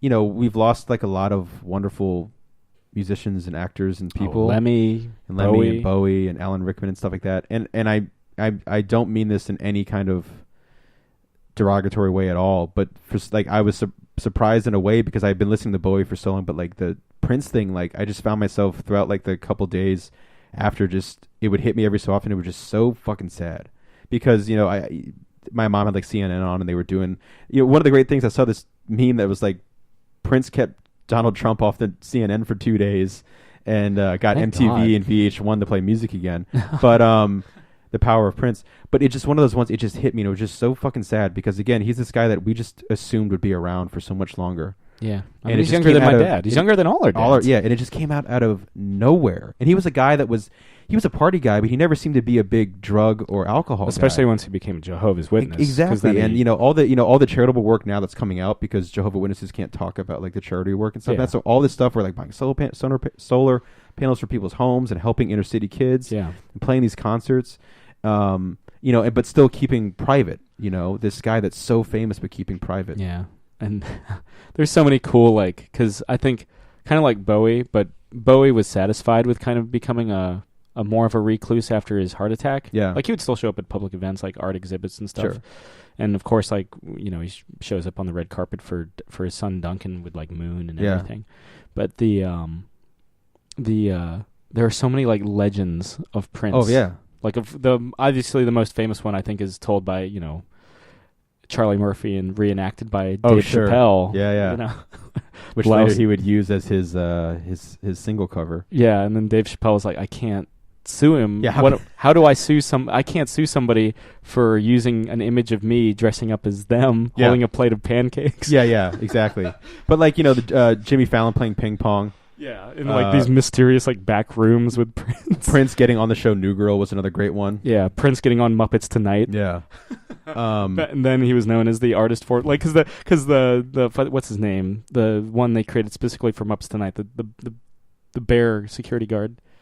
He goes like, what's your name? And it's like, and then he turns to the camera and it's just like, this is going to be fun. Because at this point, he's tried to explain what his name is so many times. And he just holds up the Love album. It's like, it's just this. Yeah.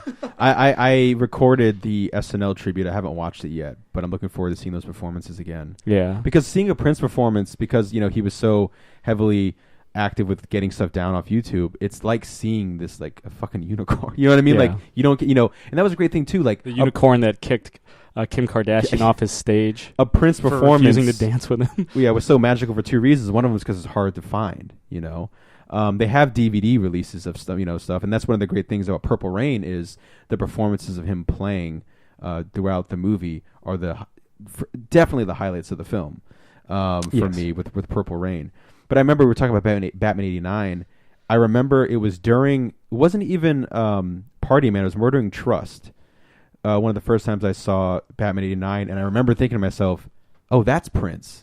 Like that's what everyone's always talking about. Because, back then, he wasn't like falling out, with people, but like, 89 had been 5 years since Purple Rain, and it wasn't, so Around the World in a Day famously does not do well. But, the great thing films don't do well. Sign of the Times, before that is what's that's really like that big thing we get, not political, but he's talking about things and using that power to like, tell people about, inner city stuff and drugs and, the Challenger had exploded and he was talking about that as well and stuff like that. But I remember in Shaun of the Dead, there's that great scene where they're going to throw their vinyls and they see Purple Rain, like nope. They see Sign of the Times, like nope, and they pull out the Batman one and they toss it. Like the Batman soundtrack is what they do. It's a lesser Prince album to them. Sorry, Simon Pegg. Yeah, but I mean, again, Edgar Wright has since recanted and apologized for having them chuck the Batman. The Batman 89. Yeah, it didn't have to be any of the Prince albums. Yeah, it could have been Around the World in a Day, even though it has Raspberry Beret. I would have been fine with it. Yeah, but no, it's pretty devastating and it's unfortunate. But yeah, do you guys have any like Prince-isms? Do you have favorite Prince tracks? everything off the Batman '89 soundtrack. The one that Jake let us in with at the beginning of the episode. Let's Go Crazy. Yeah. Terrible that's, rendition. That's my top favorite. Song. One of my friends is a professional dancer on Broadway, and so they, were practicing and being, and she had posted a clip where they decided just to stop rehearsing for a second, and for like 30 seconds they all cranked Let's Go Crazy, and they just fucking danced like psychopaths.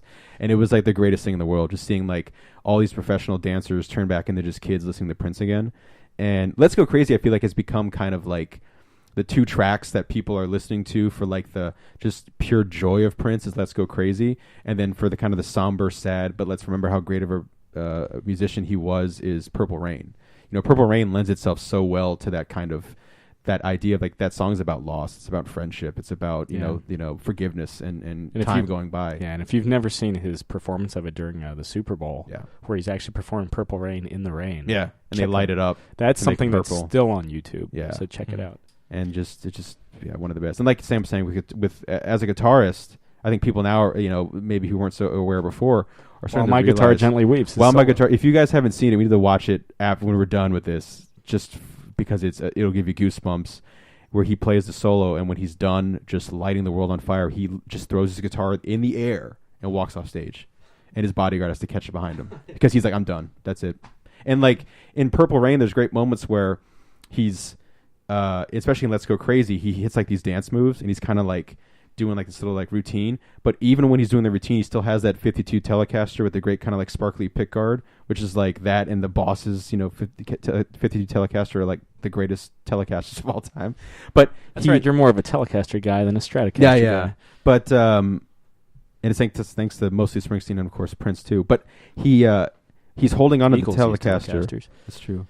But he's got the Telecaster, and when he's not playing guitar, his fingers are like, it's like he's like a jogger or runner, and he's getting ready to just like, he's still stretching. His fingers are still moving. He's not playing anything, but his fingers are always moving. And if you ever watch when he would play, his hands, like he would do like this lick, just like this quick fire, like just burns you with this lick, and his fingers are still moving, like just calculating, getting to that next thing. It's like watching him play anything is just astounding to me, and really, it's unfortunate I'm not going to get any more of it, but hopefully the world will be open more to some of the Prince stuff that we might have not heard before. That would be, Do you have any Chris stuff or Prince stuff, Chris?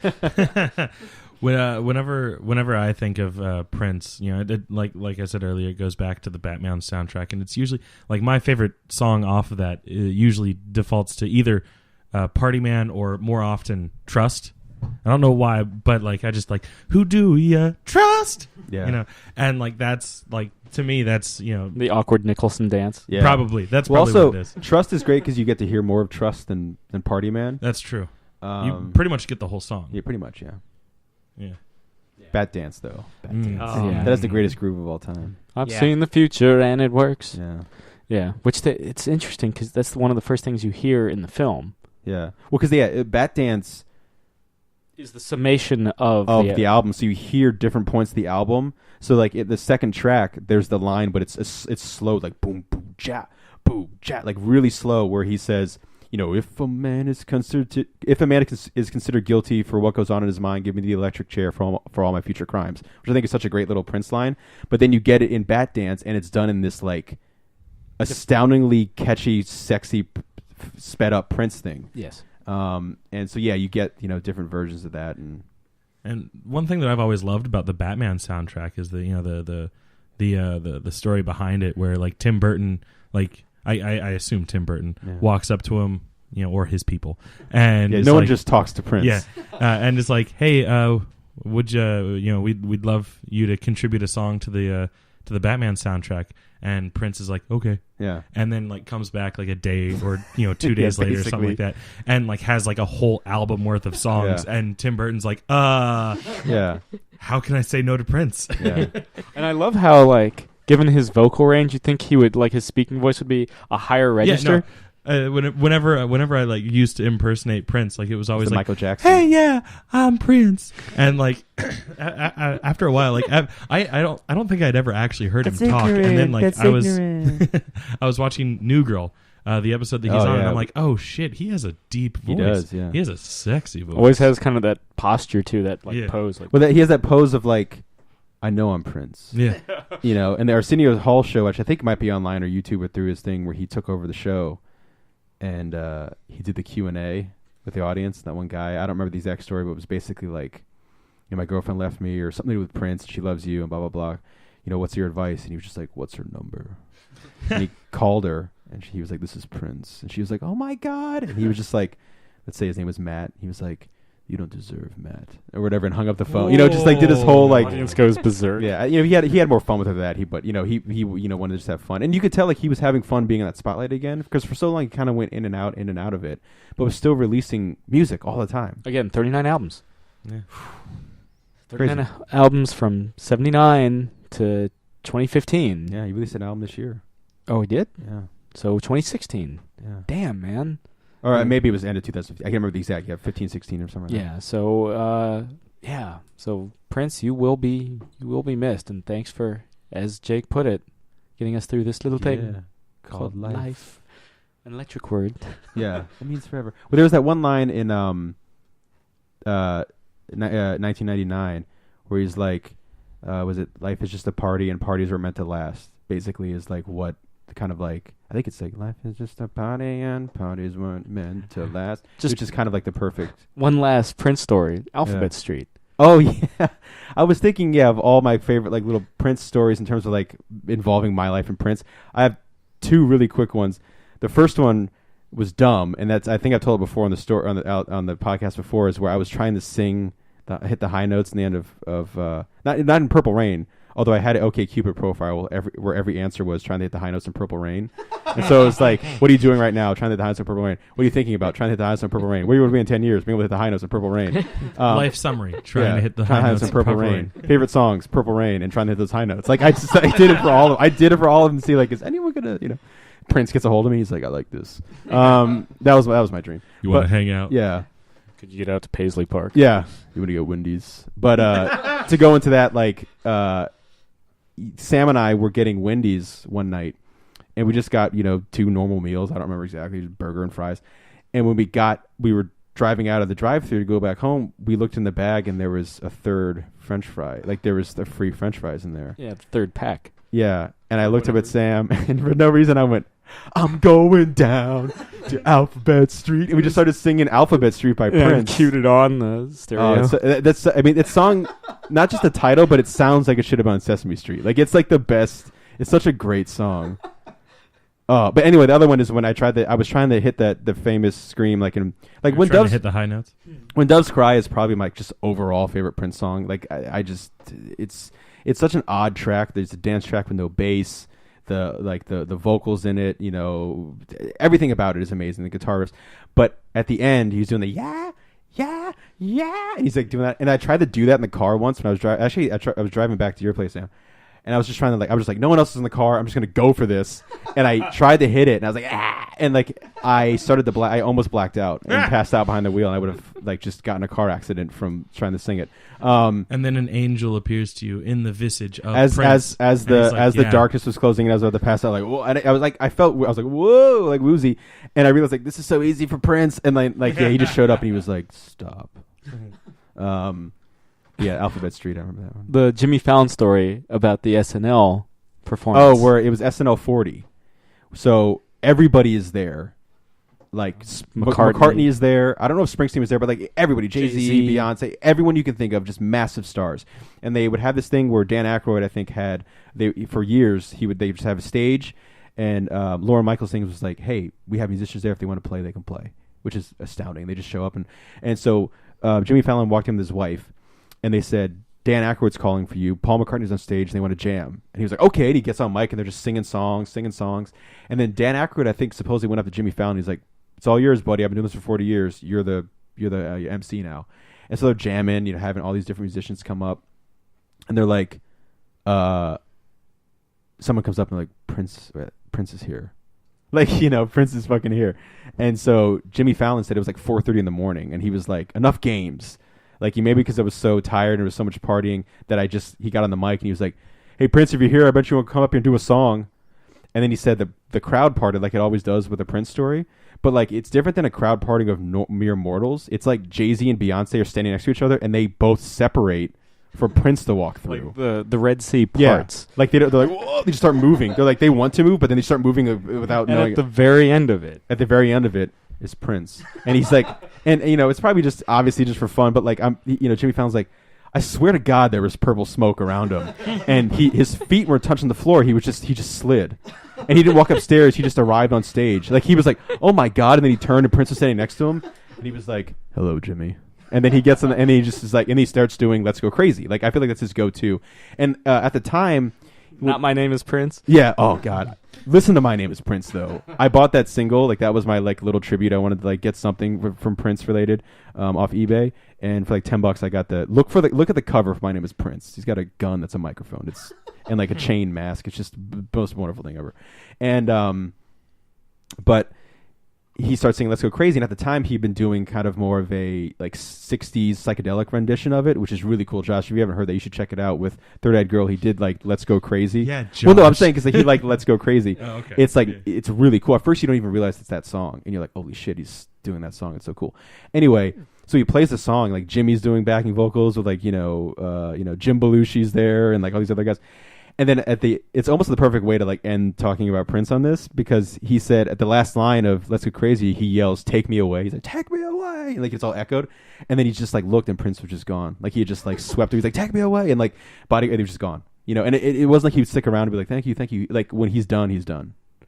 So I mean, it's the guy that stopped playing 1999 after 1999. Yeah, he's like the only guy in the entire fucking world who was like, stop playing. You don't play the song anymore now. Yeah, you can't say let's party like it's Because 1999. it's not 1999. And the sad thing is that song is so damn good. Like I listen to that song. It's such a 1999 is one of the again one of the best albums of Prince. There's so many, but 1999. If you guys haven't listened to 1999, It's one of the few Prince albums I've actually heard in its entirety. Oh, it's so good. It's all right. Will Smith fixed it on the album Millennium.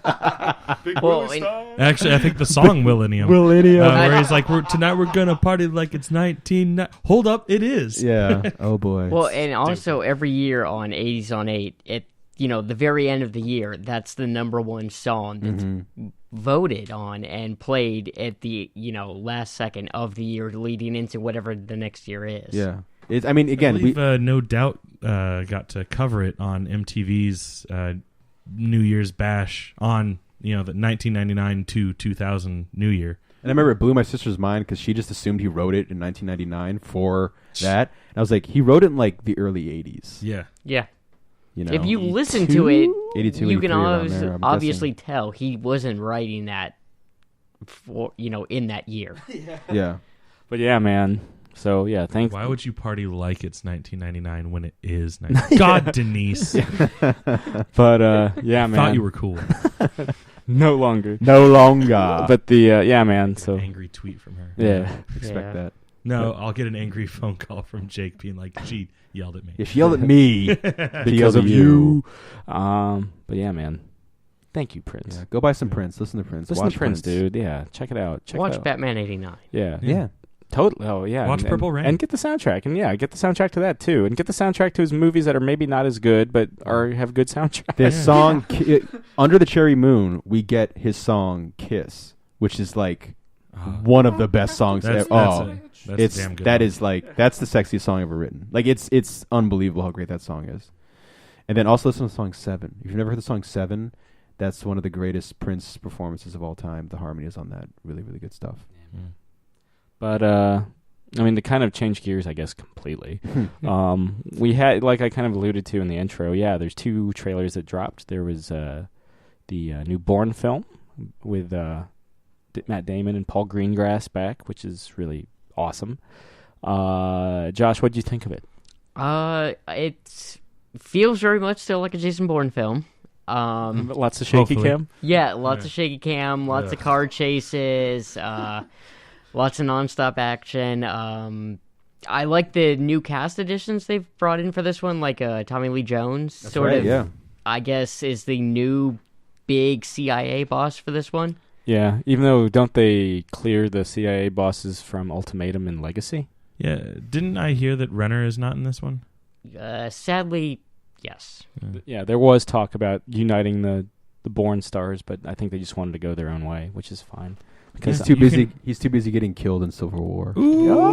I know nothing. Spoilers. Yeah. I know nothing. Tweet Jake, just like his sister. Yeah, man.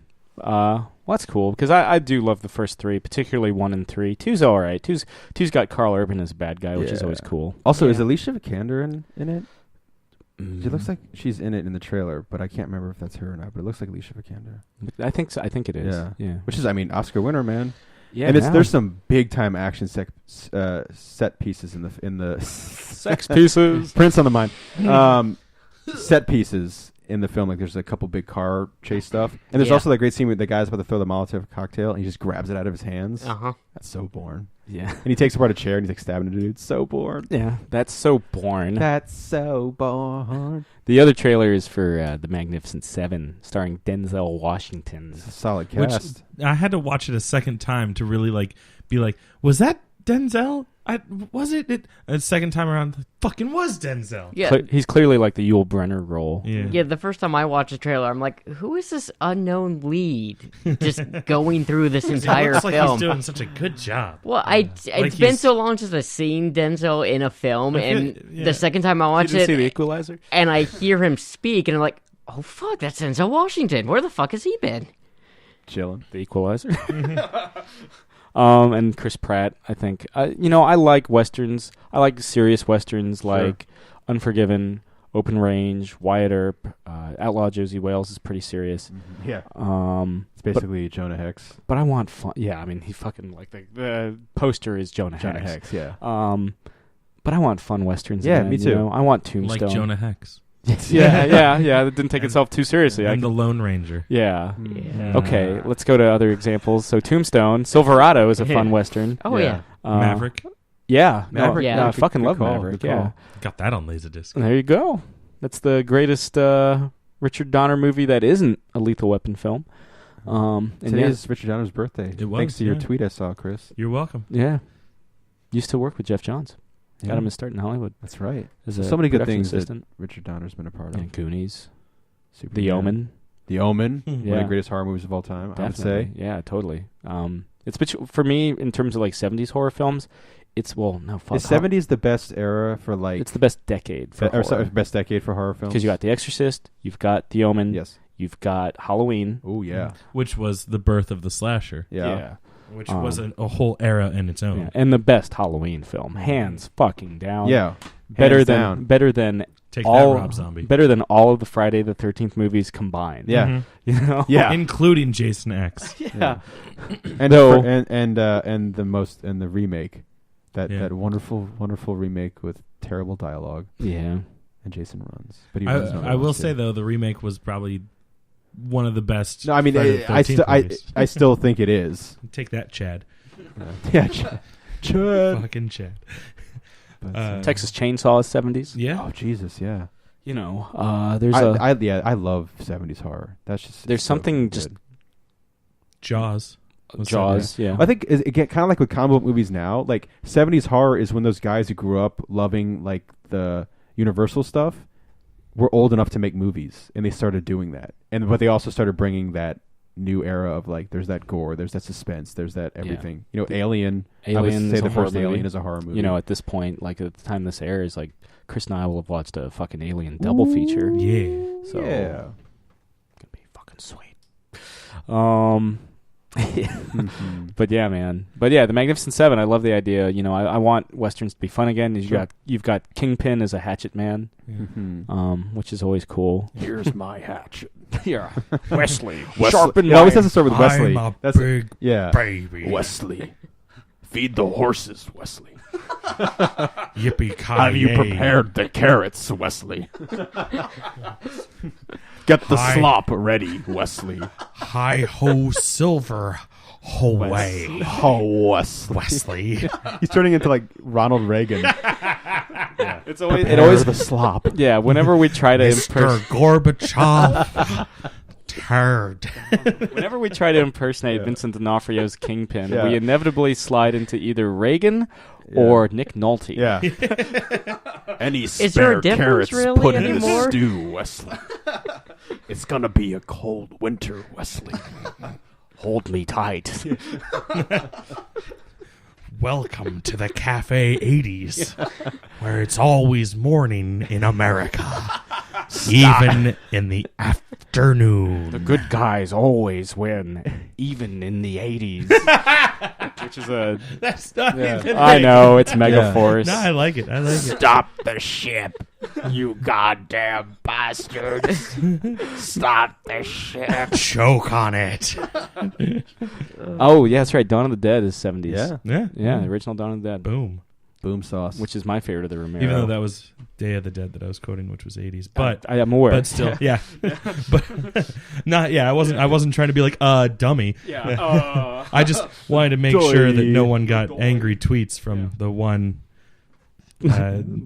George Romero fan that listens to us. I mean, I've probably already got angry tweets from the one Megaforce fan that listens to us. So you Josh. motherfucker.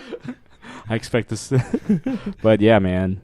No, it's so I'm a looking forward to it. Sure. I'm a looking forward to it. I'm looking forward. I'm more- fin to watch it. Yeah, more so because this dude directed Training Day and all that, and less because he directed King Arthur. Can't imagine why. Fuck you. Anton I never saw it. So Fuqua. yeah. It's on. It was. I don't think it is anymore, but it was on Netflix for the longest time because it was probably cheap as shit to license. But Boy. you do get Keira Knightley as a warrior woman, which is always There you cool. go. And you get the original Mr. Fantastic, Ioan Gruffudd as Lancelot. Yeah. And Til Schweiger is a barbarian. I'm probably not selling this movie, and I'm not trying to. So there you go. Nah, I don't give a shit. But yeah, so yeah, man, listen to some Prince. Check out those trailers. I think Magnificent Seven comes out in September, and I think. Well, I didn't want to interrupt you, but I was just trying to notify you that there was like one other thing that I wanted to touch on before we wrapped up. Going back to a more somber note, we did also have a couple other passings this week that I wanted to address, just so that it didn't, Prince didn't overshadow them overall. But first and foremost, the wife of Patton Oswalt, Michelle McNamara, it's kind of a local Patton being kind of a local fixture here, and big supporter of my theater, coming in and doing like lots of events and stuff like that. So like that one hit me pretty close, because like I'm like, I mean, we're not friends, but I know him. I work with him, from time to time. So like I wanted to. You've worked with him at the comic shop, or No, I not? mean, I've not worked with him, but you've. Yeah, I mean, he was a super nice guy when he came to the comic shop. Super down to earth and just the nicest guy. Mm-hmm. So felt sad about that. Switched my Facebook picture back to the one picture I have of the two of us. Yeah, Josh, just like Josh did. too. Yeah, Yeah. I Yeah. love Josh's as well. Arguably, Josh has a better picture, but that's not the point. Yeah, no, it's good. And then wrestling superstar ninth wonder of the world, Wonder. China passed away as well. Actually, the same or the night before Prince died. So all of them like within 24 hours. Well, Yeah. I've heard tale that China actually had been was found dead, but not necessarily passed away that day. But like the night before, then that morning, Prince's death was announced, and then Michelle McNamara was like that evening. So all of it, like all in a 24-hour period. That was a bit of a rough day. Yeah. There's a great little thing, Chris, you'd appreciate it, that somebody drew. I don't know where it came from. It was on the internet somewhere, and the little quote was "Walking in the heaven like ... and it was China, and on her shoulders was Prince, and they were just like, yeah, like walking in the heaven. But yeah, I remember waking up to China, and be like, oh, I remember that era when she was there, and yeah. I mean, when your bouncer, for the D-Generation X is a female, yeah. She's tough shit. Oh you yeah. know? And yeah, it's. Yeah. I mean, one thing I had to say, I guess, that wasn't related to anything else we were talking about, was earlier today, a couple hours ago, I found out that I'm officially an uncle. My brother and his wife Brooke had Layla Grace today, so officially an uncle. I just wanted to put that out in the airwaves so it's forever captured. So that's pretty cool. Congratulations. Thank you. Yeah. So my parents booked it as soon as they're driving down to Georgia right now. But looking forward to meeting her and spoiling her rotten with whatever, So hopefully Superman stuff. Yeah, that'd be nice. That's. I mean, I've been spoiling my niece with a lot of Star Wars stuff. There you go. I'm gonna get somebody in the Star Wars that's not my brother. Yeah. Maybe he'll help out. Yeah. With that. I mean, I got my sister and her husband's blessing, even though I was like, I'm going to do it anyway. I'll find something. Yeah. Maybe Prince. Maybe I'll get her turn into the biggest wrestling Prince too. Fan. Yeah. So. Yeah. Yeah. Maybe westerns. Yeah. I mean, yeah. 70s horror. Yeah. Sure. We'll all get her into laser discs. There you go. Yeah, there it is. There it is. Laser discs of 70s horror and westerns. Selectively. Yeah. And Purple Rain. Yeah. Rio Bravo, Once Upon a Time in the West. Got it. Yeah. The Good, the Bad, and the Ugly. High Plains Drifter. Pale Rider. It's a good one. Ooh. Hang 'em High. I think Hang 'em High was 6. Planes, Trains, and Automobiles. Yeah. I like me. Not a western. The Searchers. It's a great one. Yeah, man. So yeah, check out some westerns. Check out some 70s horror. Listen to some fucking Prince. And again, more importantly, Nailbiter number 21, which starts off the 5th story arc, is out in comic shops everywhere Wednesday, May 4th. Birthright number 16, which kicks off the 4th story arc, is in comic shops everywhere June 8th, so you got a little time on that one. Of course, The Haunted Mansion, the first 2 issues, are already in stores everywhere. Keep an eye out for those last 3 because it's money. And look for The Flash Rebirth. The Flash as part of DC Rebirth, not Flash Rebirth. Yeah. This summer. Yeah. It's a good time to be a comics fan, and Williamson is doing the Lord's work with his. I'm very interested to see where he goes because Nailbiter is like, and he's a retailer done good.